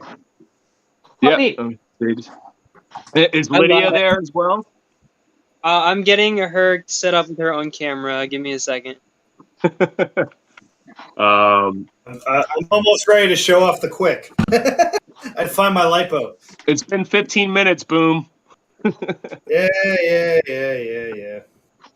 You gonna be building those with angle talons? Yeah. Well, I love angle talons. well, it takes Nightingale and angle talons, right? Yeah, but Nightingale mags do not keep up this rate of fire. Yeah, makes I sense. just saw know one of That's his early iterations. He had it as straight talons, I believe the handle. Then later on, he moved to incorporating the angle. Are there any other questions, Danny? Not really. I mean, James Ridlin agreed with Neil about the regulator not being as comfortable. So, sorry, Jera. I think you lose from from the overall comment, but Jero. hey, to each their own. Everyone's got blasters that they're more comfortable with. So, okay, I think here we go. aesthetically, I think the regulator is not bad, but when you go to use it, the mag placement is terrible, and I think the hyperfire feels really good, but it's kind of in certain ways ugly as sin. I like the stock. I think that's my favorite part of hyperfire. Off my. To forgive my background, I've got probably a messy house. I don't know. So, pardon the background, but I figure this was important so you guys could see. We have Lydia Cam. Turn off. Turn off. Thank you. All right. So, quick.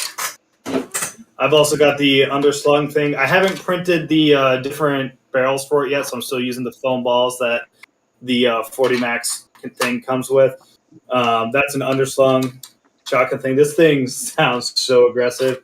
Angled, talons. I'm gonna blow up boom for a second. Let me know when you're ready. Okay, you are maximized on screen. Okay. You ready? Yeah, we're good. All right. So, full auto, angled talons. I'll start with that, and then I'll fire the underthrow thing next. All right. See?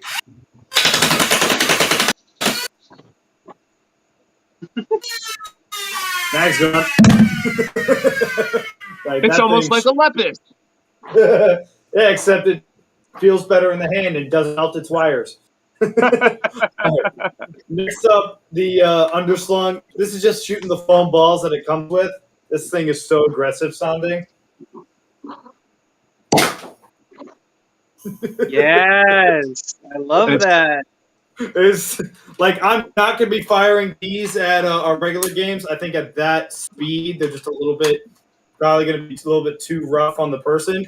I do need to get the files from OFD for the like Mega XL and whatnot. But this thing is ridiculously fun. I've got like the gas and everything I need for it. Really easy to fill up. The only downside that these are like a single shot, and then you have to refill it with gas again. So I need to buy more of these, but here's the problem. This thing was $30 for one. Ooh. Yeah.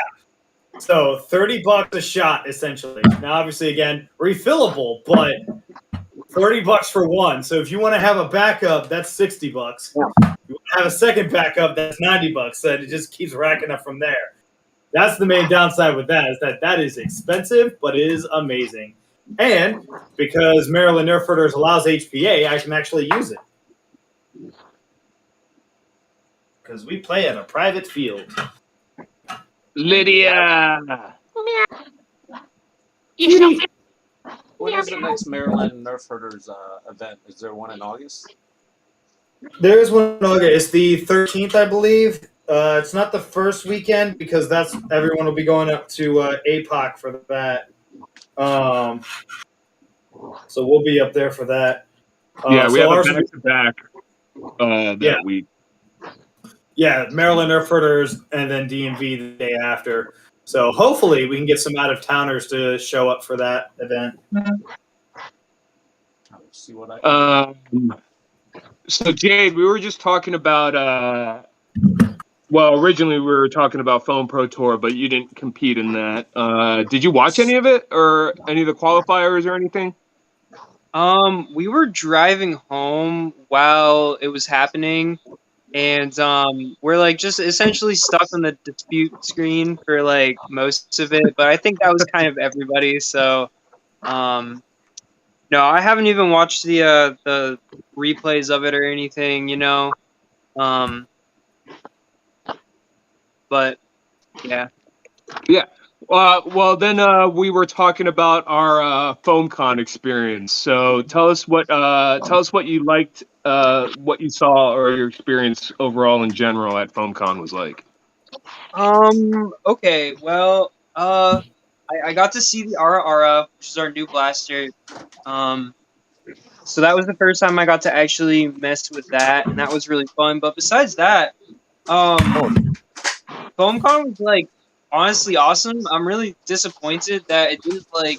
I wish they designated a whole day just to FoamCon, you know.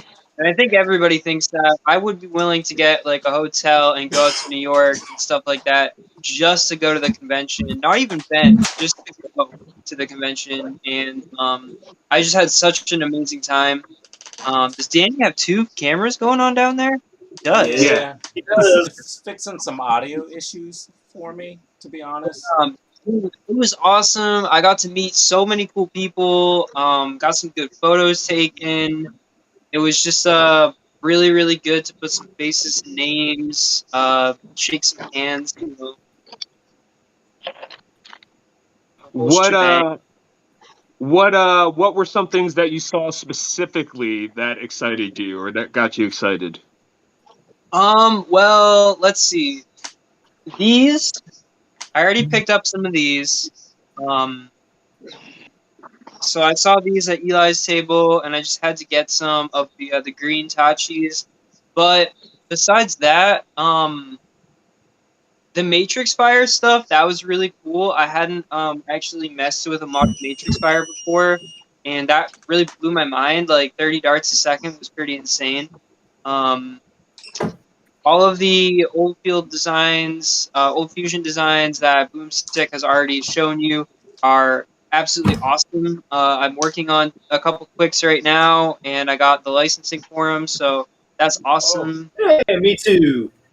Yeah, dude, everybody's like for everything now. It's great. We're sharing the love. So when can I put my What order else?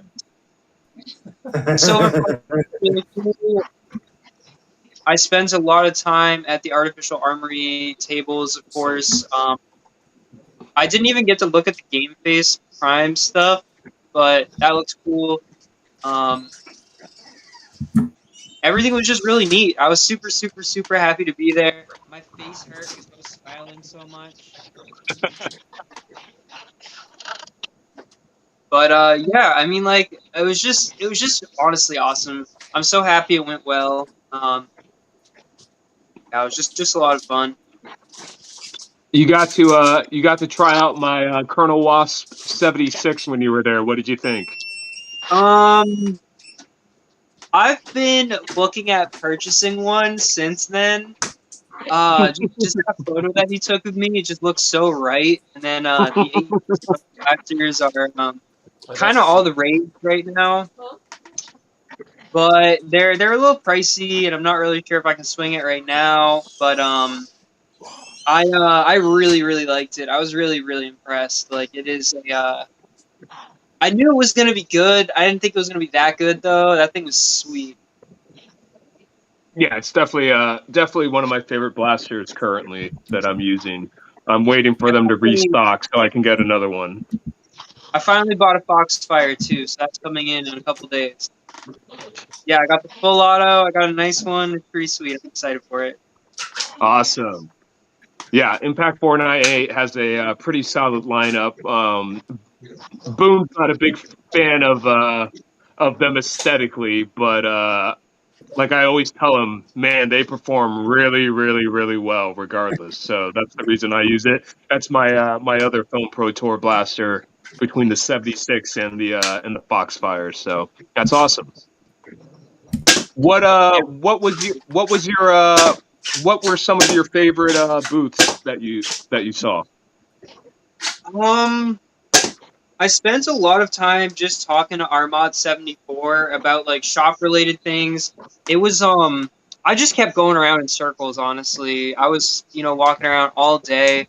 I don't know my favorite booths. That's like such a hard question. I was just going booth to booth to booth like all day long. Armod 74, super cool guy.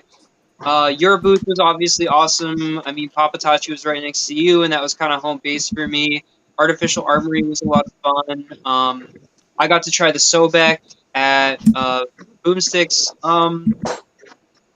booth. Obviously, that was the biggest blaster I think I've ever held. And I definitely really want one now. But yeah, Old Fusion Design, Detroit Dartworks, all those, like, just that entire wall was just such a good lineup. Talking to Clowny for like probably a solid like 30 minutes and stuff Yeah, like it was that. awesome to see Clowney. Yep. I'm blanking on his name, but I had a great talk with Rex Tech. Super Rex cool Tech, to meet we him. love. Matt Runge, that's his Yep. name. And yeah, it was just it was super cool. The Darkzone people knew who I was. They like knew me on a first name. That was mind blowing. I got to hang out with Jack and stuff. Just a lot of really cool things. Very cool.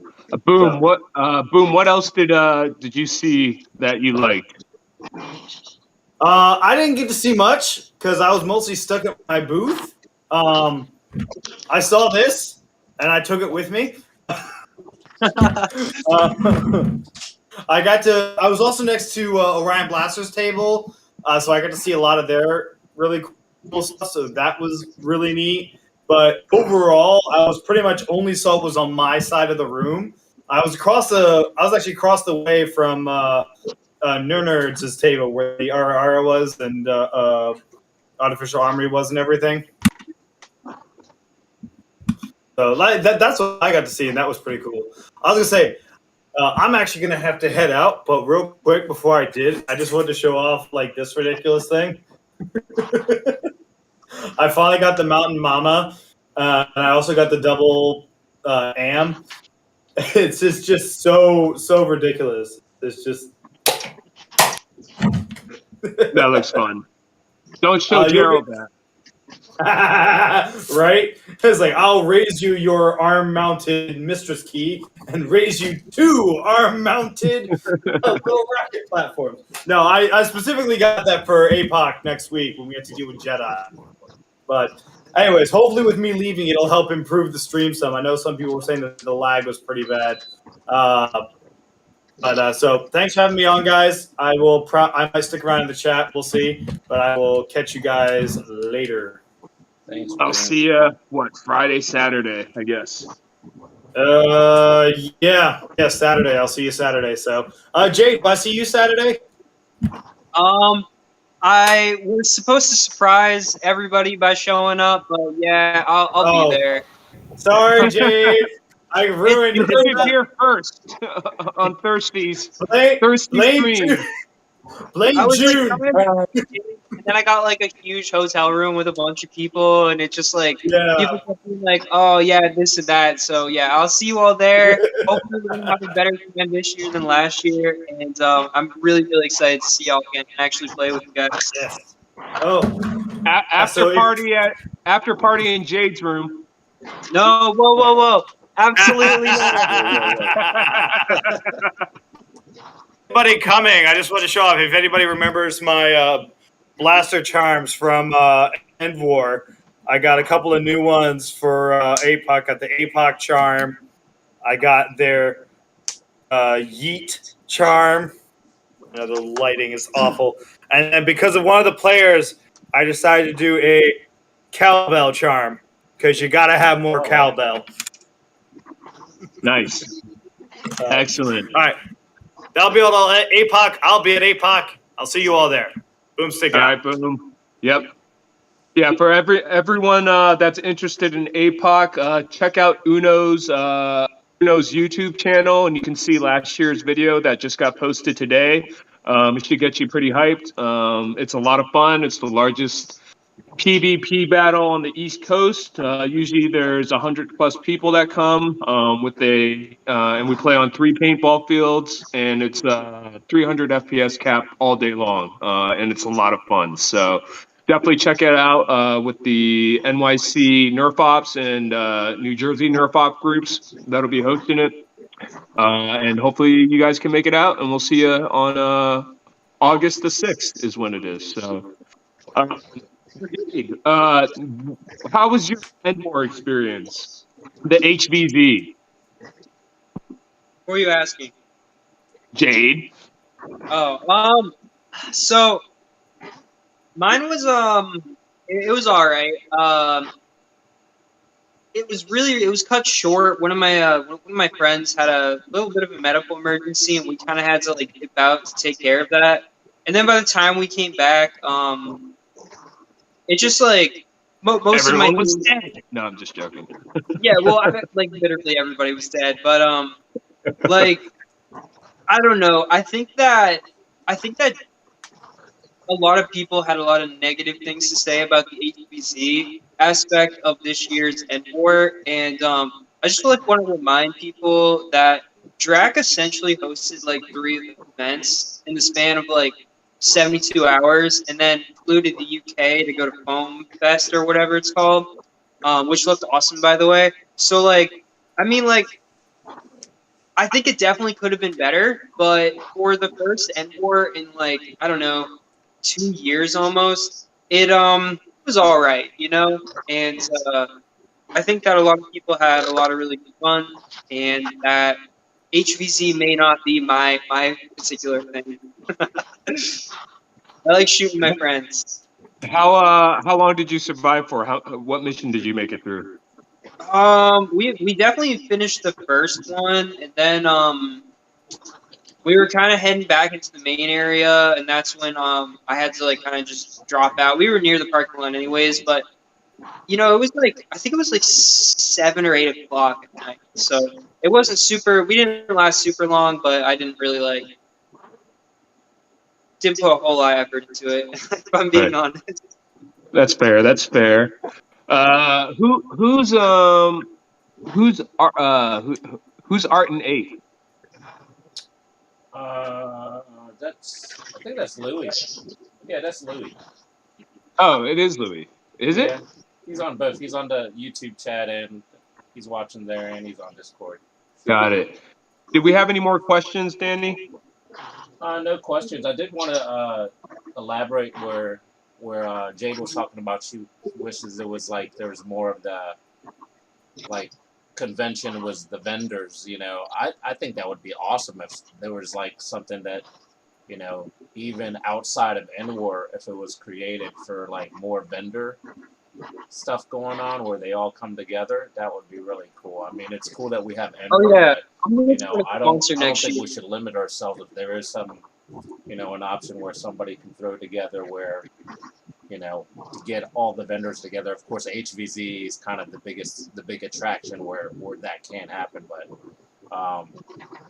I think it could happen outside of that, and that would be awesome because that's what interested me the most about going. That's the whole reason I tried to go when it was supposed to be at Penn State, and that's why I hated missing it this time. I just wanted to go to FilmCon. Josh, you look different. Something's up. Your face is blurry. I'm a dragon. Clearly.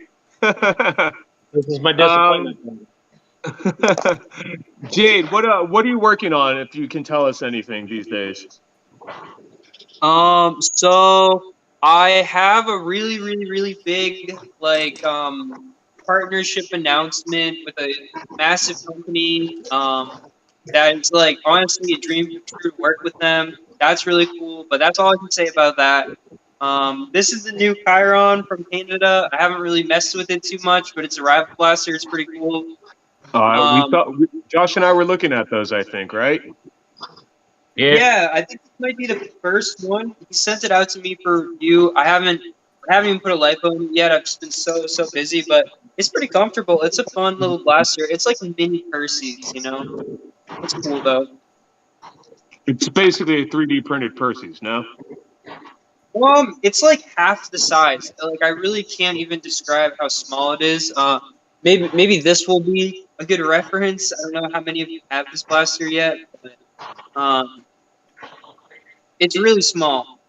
And yeah, I mean, besides that, I'm currently running the Cakes Creations Etsy while he takes a little break to go do some personal life stuff, which is really cool. Gonna be having a ton of new products, new blasters, all kinds of stuff coming in. So I guess get ready for that. And yeah, I don't know. That's everything. Very, very On the cool.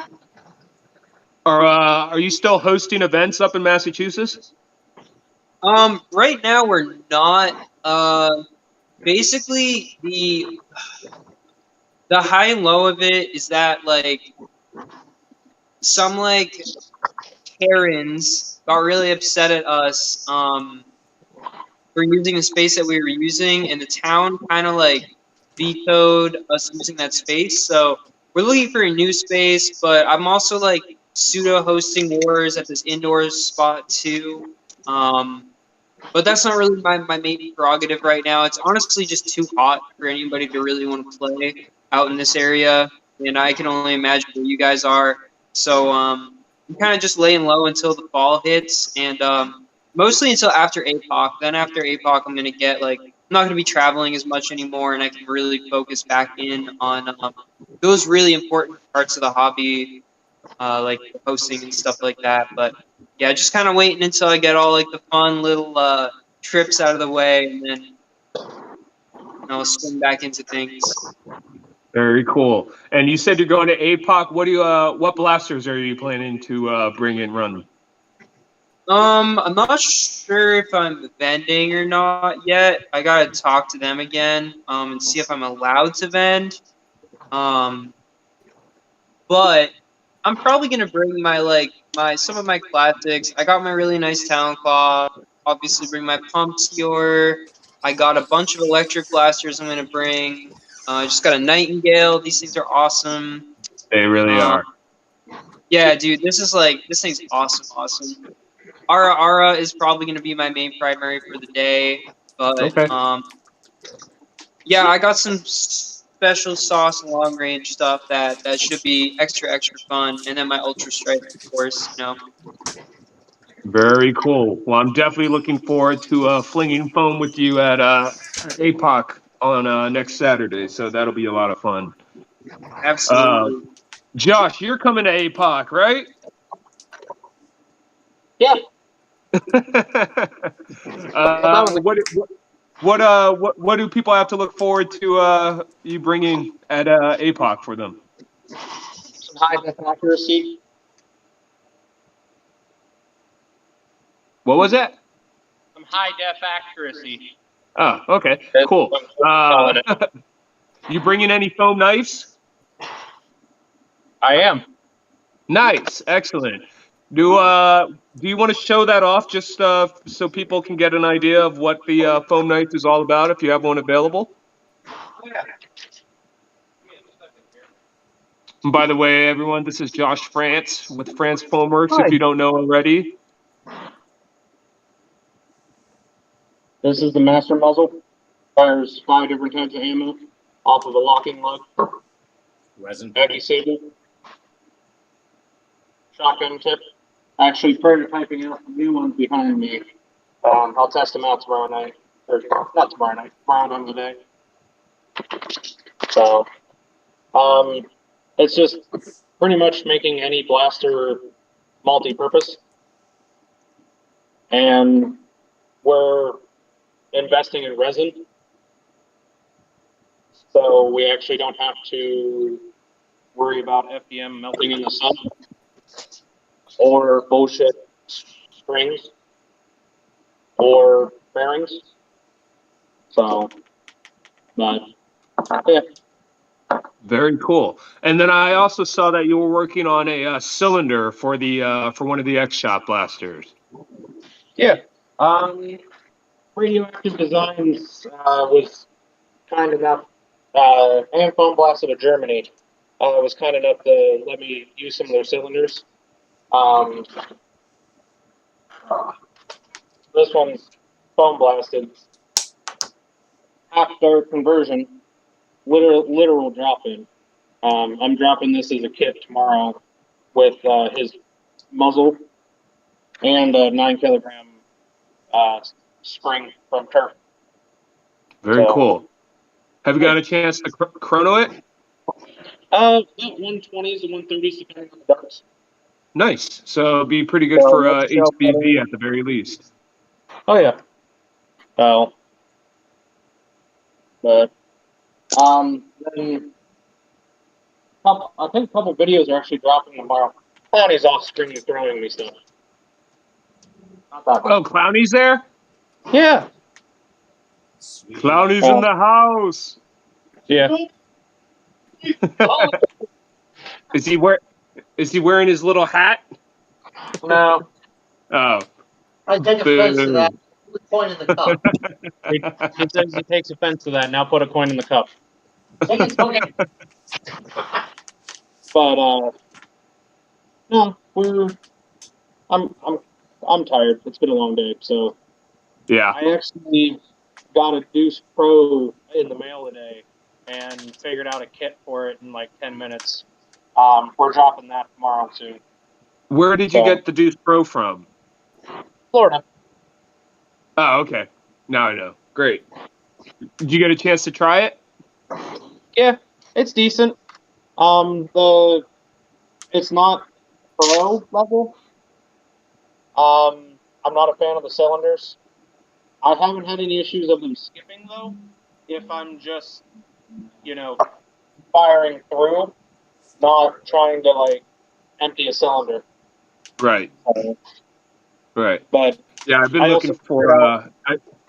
I went on a crackhead hunt yesterday against my better judgment because it said they had a Deuce Pro in stock at one of the Walmarts that's like 30 minutes away from me. So I drove up there and they're in stock. They're just not out on the shelf. And then of course I had to go pester the poor Walmart employee. And be like, oh, everybody's in stock. Did you get one? Do you still need one, Andrew? I did not. No, I did not, but I did manage to pick up or I did get the Mark 2.1, which I'm actually pleasantly surprised with. Definitely an nice. upgrade from the Mark 2. The only issue I have is this mag release is like pretty much impossible to reach. Well, if you can't wait for a Deuce Pro, I'll bring you one tomorrow. Who said that? Danny said you got an extra one? Well, I had one for me and my son, but I don't think I'll have an issue finding another one. I guess I could stop by the store, but I'll probably just bring you the extra one I have that was for my son, because I don't think we'll both be running it. I mean, I'll probably be running my MK2. Yeah. I mean, you don't have to ask me twice. I will. I will graciously accept that. Thank you so much. Yeah, just whatever the sticker price is, and I'll just bring it, and I'll probably get another one when I swing by Walmart, because they seem to be around me, at least a handful of them. Okay. Very cool. I'll appreciate that. It's been so busy. Let's see. Who else do we have in here? Are there any other questions, Danny? No, nobody's really said anything. I think we have probably some viewers. All right. The hardcore people. And looks like Jade got off.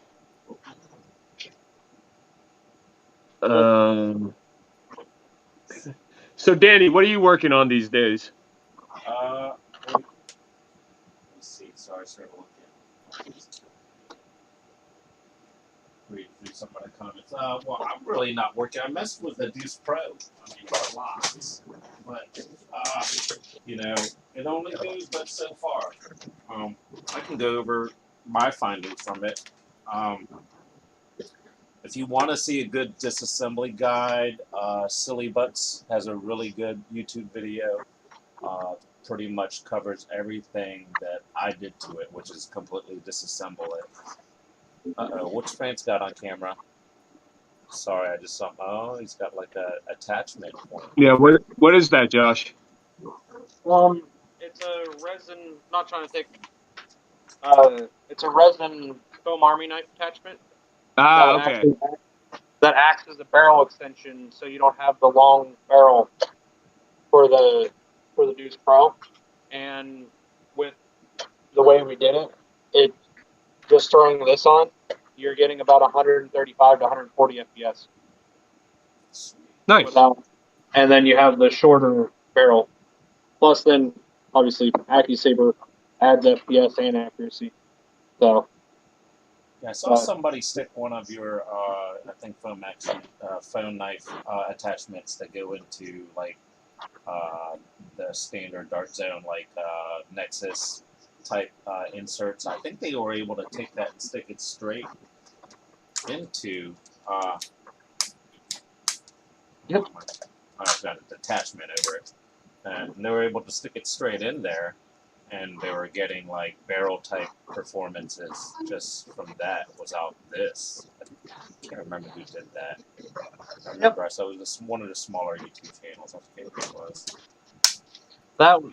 That's why we liked our attachments. We always wanted them to be efficient and kind of break the stigma that you need to have metal barrels to gain FPS and stuff. Yeah, So, yeah. I mean, that's kind of like a barrel in itself. Plus, plus it's got the rifling for added spin and accuracy. Yeah. Ironically, I was gonna wait to announce this, but I think it'll be funny.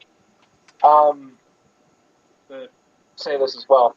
I'm actually gonna do a limited resin savers next week. You break it up, Josh. Say that one more time. I said I'm bringing a limited amount of my resin savers for trade-ins.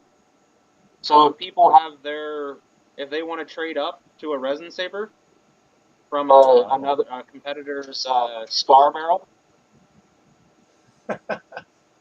we'll take your Scar and we'll hand you a resin saver for it. That's how much faith we have in our product. Nice. Josh, you're hosting a Nerf.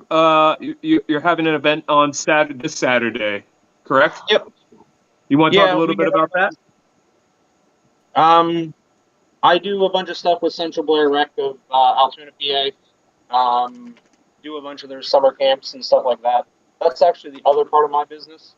I love producing stuff, but I never forgot that events are important for the young ones.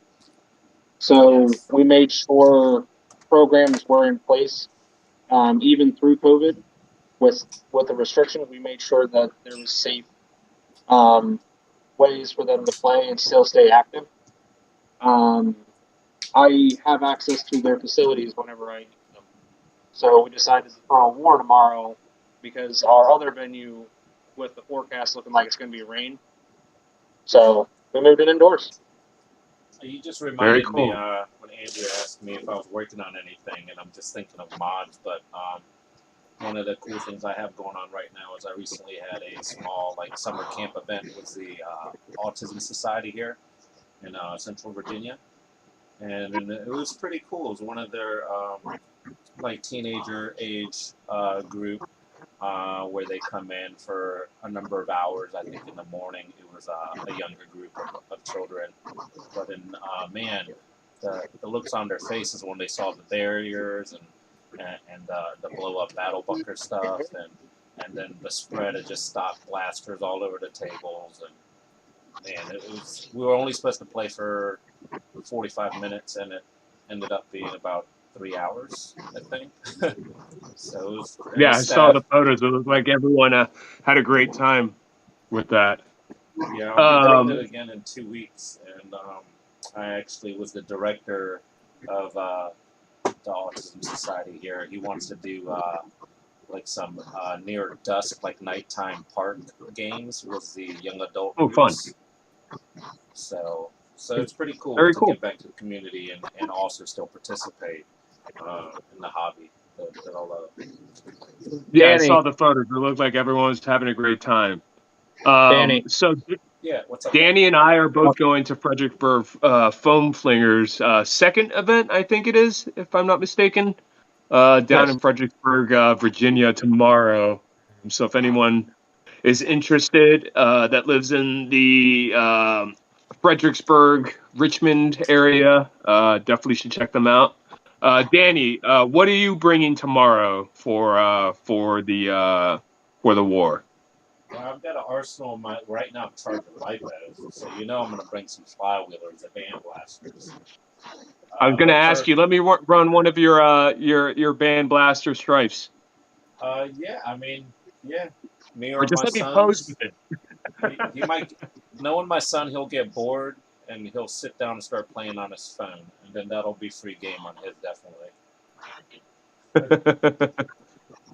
I'm really kind of in a conundrum for what am I gonna bring for the 150 FPS. I might just run around with my MK2. I don't know. I've got 3 magazines. Yeah, I'm planning to try the 2.1 for the 150 rounds. I cap out about Oh. 130s, low 130s. Remind me to have you test something, Andrew. Say that again? I said, remind me on Saturday to have you test something. Oh, yeah. More than happy to. Do I know what I'm testing before Saturday? Yeah, well, obviously we're going to chat before then. Yeah, okay. Just want to make sure I didn't forget something. So No, you're good. You're good. So Danny, you're bringing some which blasters are you bringing? Gonna bring my 2 strikes. I'll probably bring as backup my dual stage modulus blaster. It's like integrated with some retaliator parts. That's short dart and semi-auto. Loud like a vacuum cleaner, but it hits 200. I don't know Springer wise. My son's got his overkill retaliator. That thing's a monster. That thing's hitting like 230s to 240 on a pretty nominal prime. And I'll probably bring my Lynx. My Lynx is hitting probably about 240s, so that'll be fairly serviceable. And probably some hopper fed stuff. I've got where is it? That one's got an AccuSaver on it and the short dart hopper kit on it. My knockout. Although I'm looking around, I don't know where it is. It's around here somewhere. Yeah, I don't know. I don't know what I'll bring on top of that. I mean, I've got a Ceta S that has a really, really hard prime for 200 FPS because it needs new barrel, and I think barrel's the biggest thing. Or if I wanted to try to XPT it, but that's more work. But yeah, I think that's the list. I might. Oh, I forgot. I'm definitely gonna bring my Conquest Pro. It's just usability wise, I think it's for like low 200s FPS blaster. It's my most usable blaster, I think. The prime on it's really light. I mean, and I did almost nothing. Gotta love the butt loader. Yeah, just the prime on it and the spring weight, and it's real consistent on the FPS too. I'm hitting right around within 5 FPS of about 205, so up or nice. down. Slam fire too, so. Yeah, well, I don't use a slam fire much, but I don't know. I'm not as big of a, maybe if it's like lower like stock level nerf where you can really like take advantage of it, like an Alpha Trooper. Right. You know, I always think of Alpha Trooper when I'm thinking slam fire for nerf. But the higher FPS where the springs get the springs get a lot beefier, I just don't think it's as usable. That's when you need that Colonel Wasp 76. Yeah, boy. I'm hoping that the weather plays nice and allows me to use it outdoors. I will say the one caveat to using the 76 is it definitely needs to use fresh worker Gen 3s.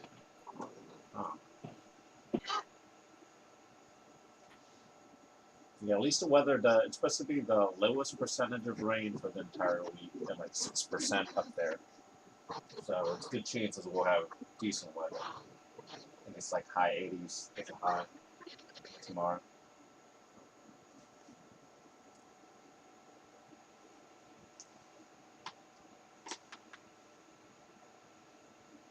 Wish I can be there to trade some of my scars. Who was that? Was that Louis? Yeah, What did you say, Louis? said oh sorry. Wish I was gonna be there to trade some of my scars with Joshua. Oh yeah, yeah. What's up? Oh, he says since he won't be here tomorrow, he wants to trade some of his scars up for the upgrade. We'll be. I think we'll reach out to us. We'll. I think we can work something out. Cool. Yeah, where Louis? You're in Tennessee? I can't remember. Yeah. Who's in Tennessee? Louis? I forget. I'm the only 10 I see.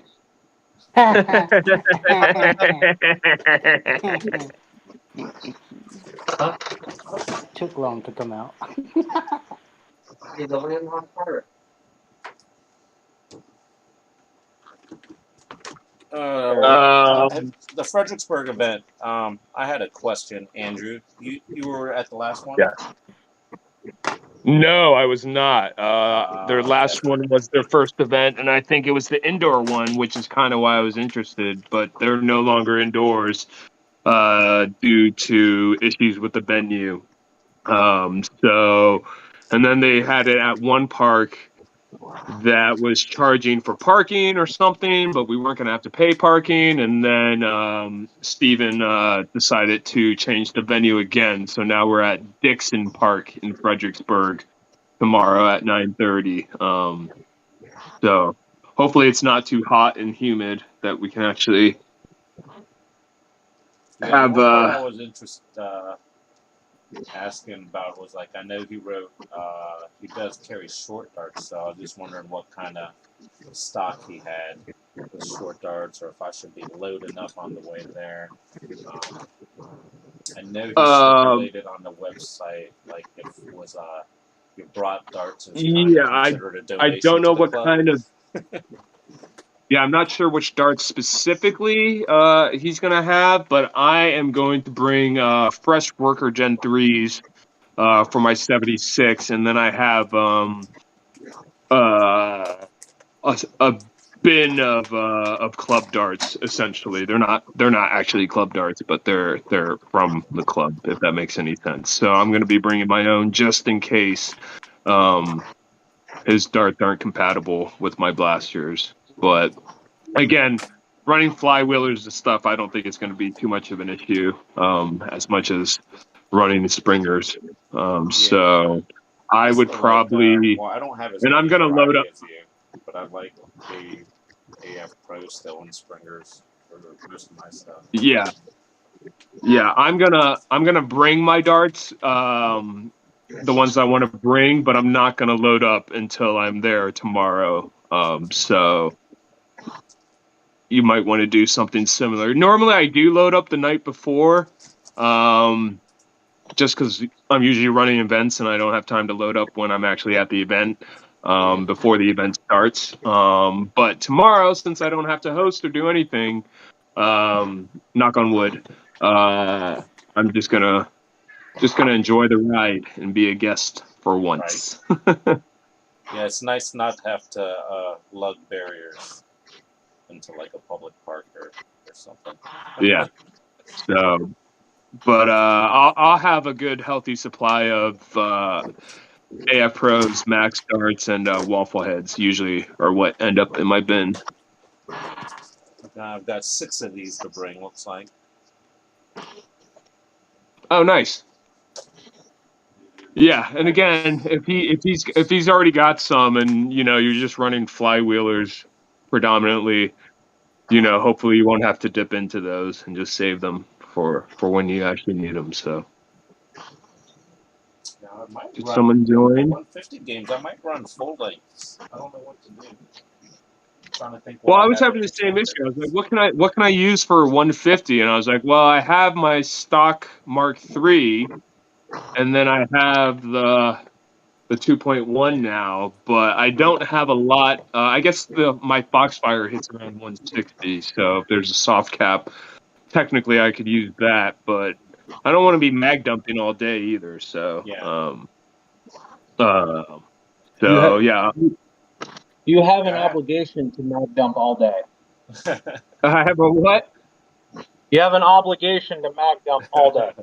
from his That was my videos, I original think name he before Dart does. Sweep was Magatag. So, but I've now seen I'm some really of good. your I'm down to GoPro about action. using. I use about maybe like 5 or 6 mags, maybe a game now. So I used to be like 20, That's good. 20 plus. No, 5 or 6 is that's a solid game, depending on how Yeah, long the and game then is. for HDZ, honestly, I just run 2 mags, 1 jungle mag, and just top load. So I've gotten really good with that. Unless I'm running like a Tomahawk 60 or something like that. So But you're yeah, carrying like a I'm sack of pretty darts. satisfied with my ammo conservation these days. Proud of myself. I have a rapid Who? strike that hits 130s. And it's modded with Valkyries. It's probably getting about around 8 to 10 You darts. said your rapid strike? Yeah, I have a rapid strike, but it's full length. But all my options for 150 games probably going to be full length, unless it's Springer. I have some Yeah, Springers here and there, but they're all like the MK2. yeah. I think I brassed all my striker, so that won't work. I brassed Yeah. my Nexus, so that won't work. Yeah, I don't know. I'm bringing my Swift tomorrow. I'm bringing my Lynx, but both of those hit 250. Um, what else? I'm bringing the Cage Fighter, but that hits 200. Oh, so you have the Cage Um, Fighter. I like the way this look. yeah. Oh, I do have a Nightingale, so I can bring the Oh, Nightingale for lower that's a FPS nice rounds. lightweight option for 150s. I mean, as a primary. Yeah. Yeah, so I might try running that. I already loaded up. I just need to load up the car, so I need to add my Nightingale mags. Now that I have it, I always bring my Nightingale with me just as a backup if anything happens. But I only usually carry 2 mags with me when I do that. So I'll that'll give me a good opportunity actually to use the Nightingale tomorrow. Then that'll be fun on top of the Mark II 2.1. So Yeah, I wanted to get a Nightingale, but I want to see the quick. I've been trying to wait to see what vendors and what options there are for that. have you tried it yet? I have not. I mean, from seeing the videos, people playing with it, my thing is I actually prefer rev triggers, like as far as the feel of it and stabilizing before you pull the trigger. And then when I see the double stage trigger, I guess I see a lot of people one handing them. So when they're doing the double stage, they seem to jerk up a lot on their shots. I'm sure that throws off, but something to grab that's just quick, I think that'd be awesome. But if I was using it as like a lightweight primary, I would actually like to have a little rev trigger versus the double stage. But that might Yeah, be I mean, just you know me, I'm I'm not definitely a used rev to it. trigger myself. So, but I think you should try my Nightingale tomorrow and see how you like Sweet. it. Yeah, I can't wait Yeah, to see I what think you bring. I always hear about your backups. They're talking about it, I think, I on Southern Maryland earlier today.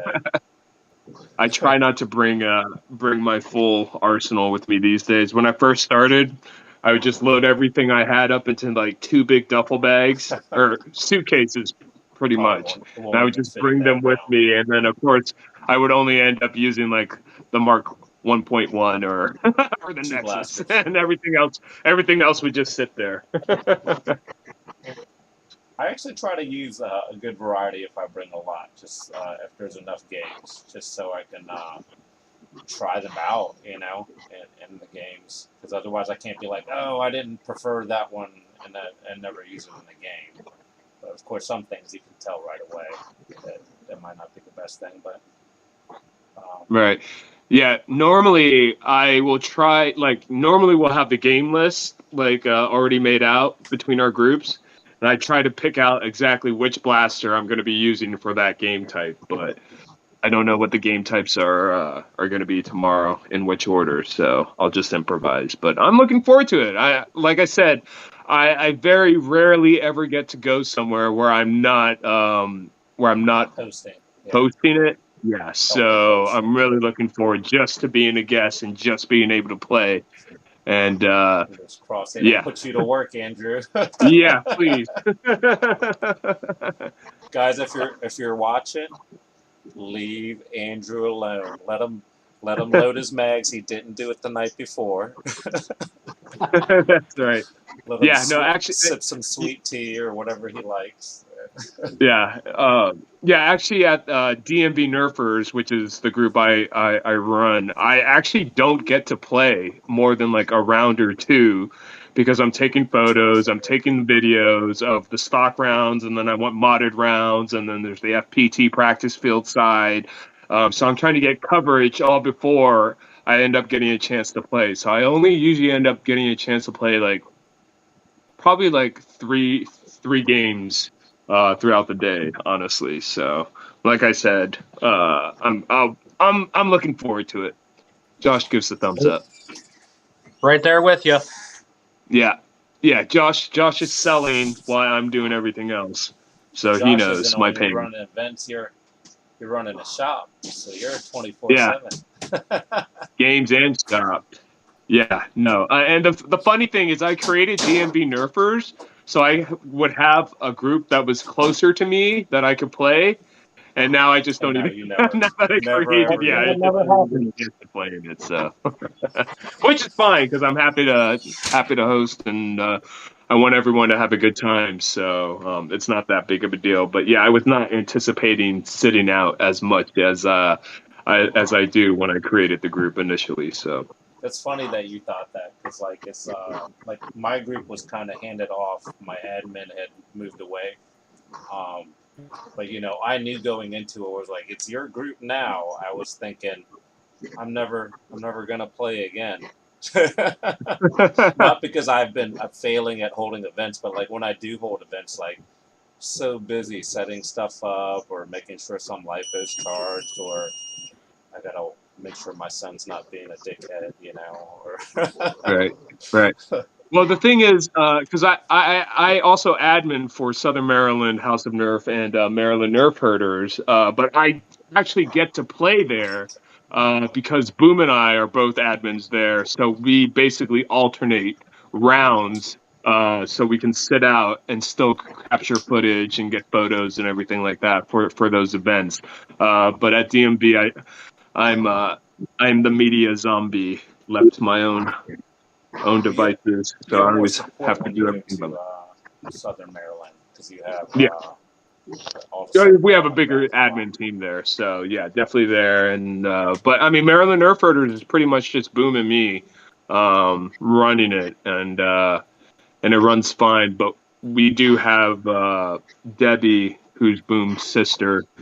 She's the photographer, so I'm not on the hook for taking photos, and Boom and I will play one round, sit out the next, alternating between us. So one of us is always filming content. So we're always able to grab what we need to. But that's the main thing with DMV is that I'm literally the only one that's capturing the content for them. So she came down and helped take pictures at art club one time when Southern Maryland came down years ago. What was that? Is it Janet Austin? I think she took some pictures for our group one time. I think you're breaking up. Oh, sorry. I forgot the mic is over here. I've got headphones on another login. Sorry, I'm all complicated. Was trying to keep the audio going.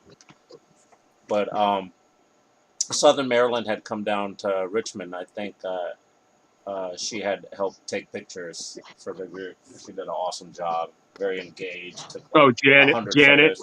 Yeah, Janet. Yeah, she's great. Yeah, that's Ben's better half from Southern Maryland. She takes fantastic photos. So we always make a joke between me and her that that if we could charge every time that someone uses our photos as their profile pic, we'd have a small fortune by now. I probably owe her money. So, Louis, you there? What you been up to? Oh, nothing much. Just trying to finish my targets for tomorrow's lockdown HVZ. Which HBZ? Lockdown on Facebook. The lockdown, yeah, the Facebook one. How's that going? We're on what? Game round 4 of game 6. Continuing with the dinosaur themed apocalyptic kind of degeneration thing. Yeah, I still need to get in on that at some point. How many humans are there? Oh, let's see, 7. 7? And then there were 10, but 3 of them kind of lost to the dinos. So they're now Ah, Dino Zeds. so how So many there's 3 Zeds of are them. there now then? 3, and only one of them. Well, I don't want to say only one, but one of them is consistently still using his blaster to give us double bites. We have to shoot a target that represents him twice before Whew. he bites us. And I think it's out of 6 darts.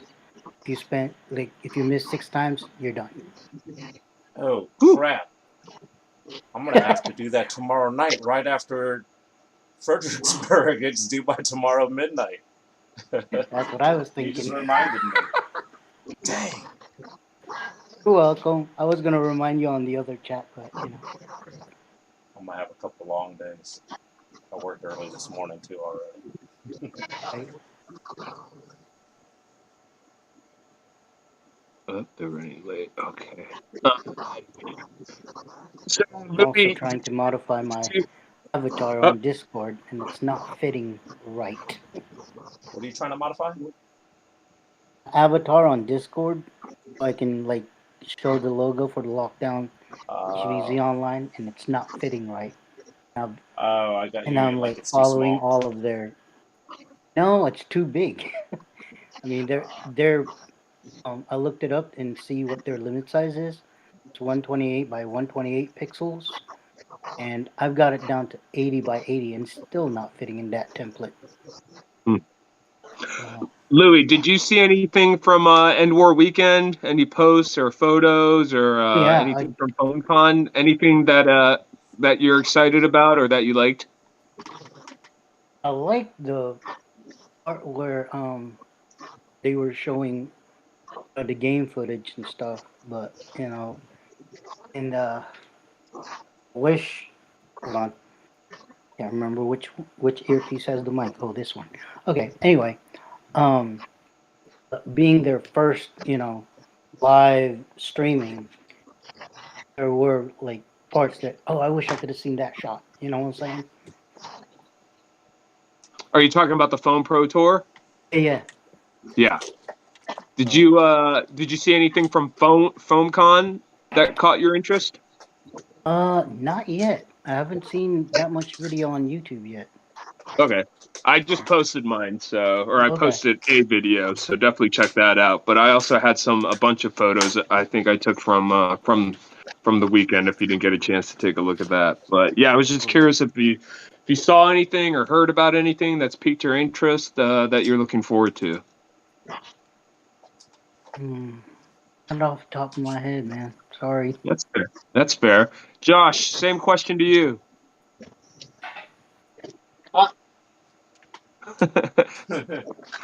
He asked if there's anything that piqued your interest at FilmCon or Endwar that you saw. Oh, Online or the game posted. phase. Yes, I'm interested in that. I agree. I mean, every designer in the hobby will get one, and malarkey we want to make for it.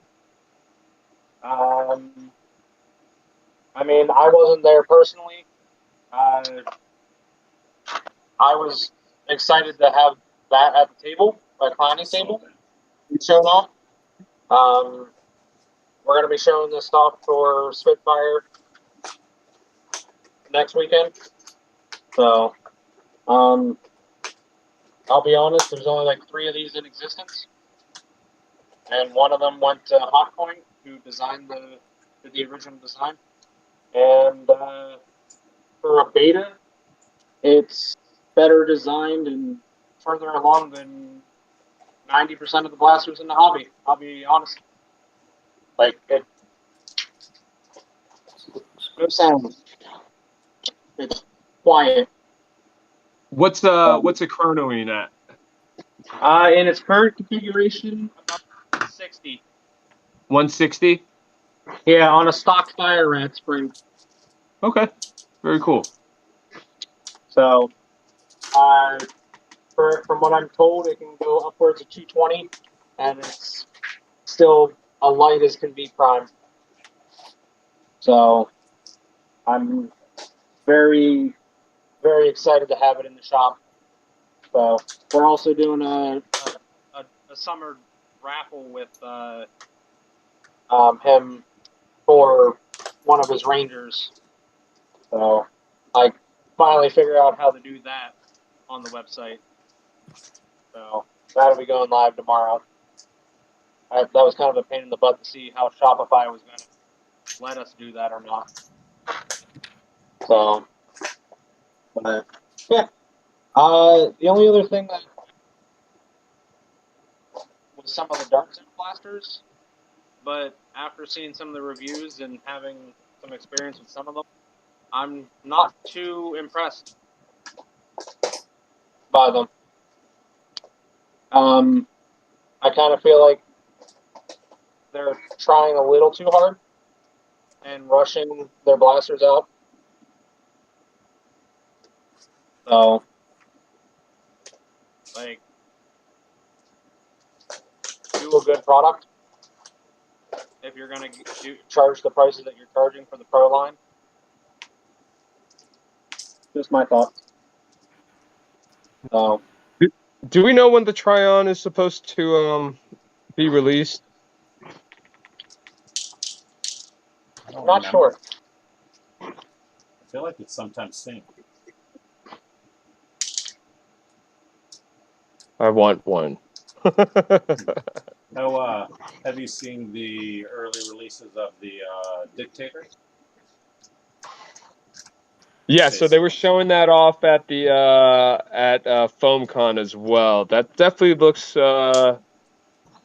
like a refined version of the Conquest. It's a little bit more blocky and longer profile than the Conquest, which I'm not sure how I feel about. I'm also not sure how I feel about the double mag thing.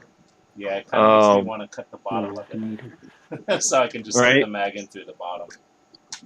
Yeah. So, and then I wish that the Tomcat, they would have just went all in and just made it semi-auto, kind of the way they made the Tomahawk 60 instead of making it a pump action like the Villainator. So I was a little disappointed in that. They also did show off their gel blaster, which was pretty interesting.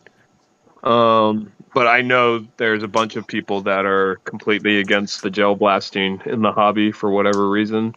For me, I don't have an opinion one way or the other as much as I care about people just having fun in general. So, I mean, I think in anything there's going to be, some kind of like toxicity that can come up, in anything you do. You can't really protect people from what the masses or what will happen.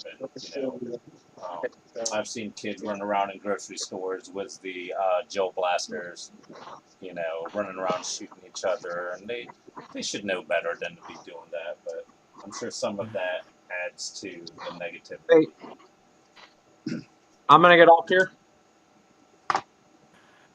all right, Josh, I'll message you. Thanks for dropping by. Thanks for coming, Josh.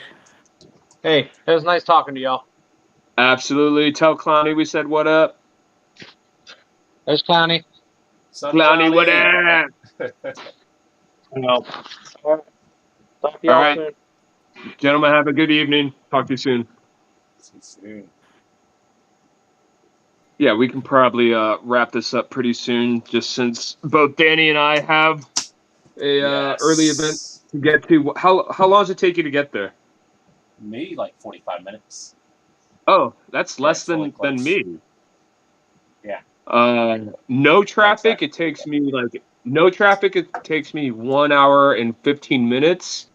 With traffic, it takes an hour and 30 minutes. So I'm expecting it to take an hour and 30 minutes, even though it's 9:30 is the meeting time. Correct? I think I gotta They've leave got by a good 8. blow outlet Yeah, right there too.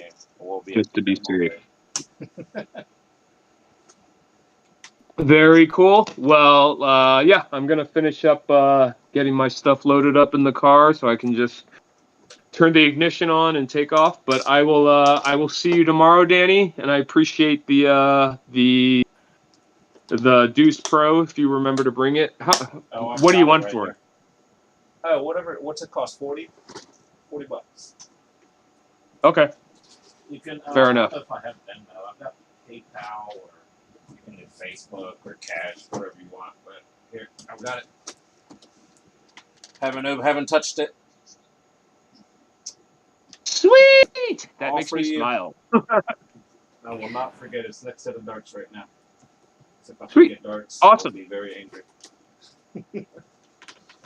Excellent. Well, Louie, always a pleasure. I will talk to you both soon.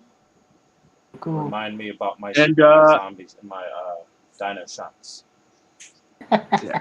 And we'll try to get like Al and Kale and Boom back in here. We can finish up discussing what happened at Endwar. So I tried to get Adam from Band Blasters. He was busy with Yep. his wife and kids. James Ridlin, he hasn't set his camera up, but he's been on chat. And Xfox Games, he was supposed to. Oh yeah. Oh yeah, that's try right. to You join mentioned us. Xbox. Yeah, but I Yeah. think I messaged him too late, and I know he's probably pretty busy too. And Yeah. didn't really Worst message him. worst comes to worst, we'll just pick up after APOC. But like I said, always a pleasure. Always have a blast chit chatting with everyone. And I will see you. I will see you soon. See you, Andrew. See you tomorrow, man. All right, Joe. Have a good one, guys.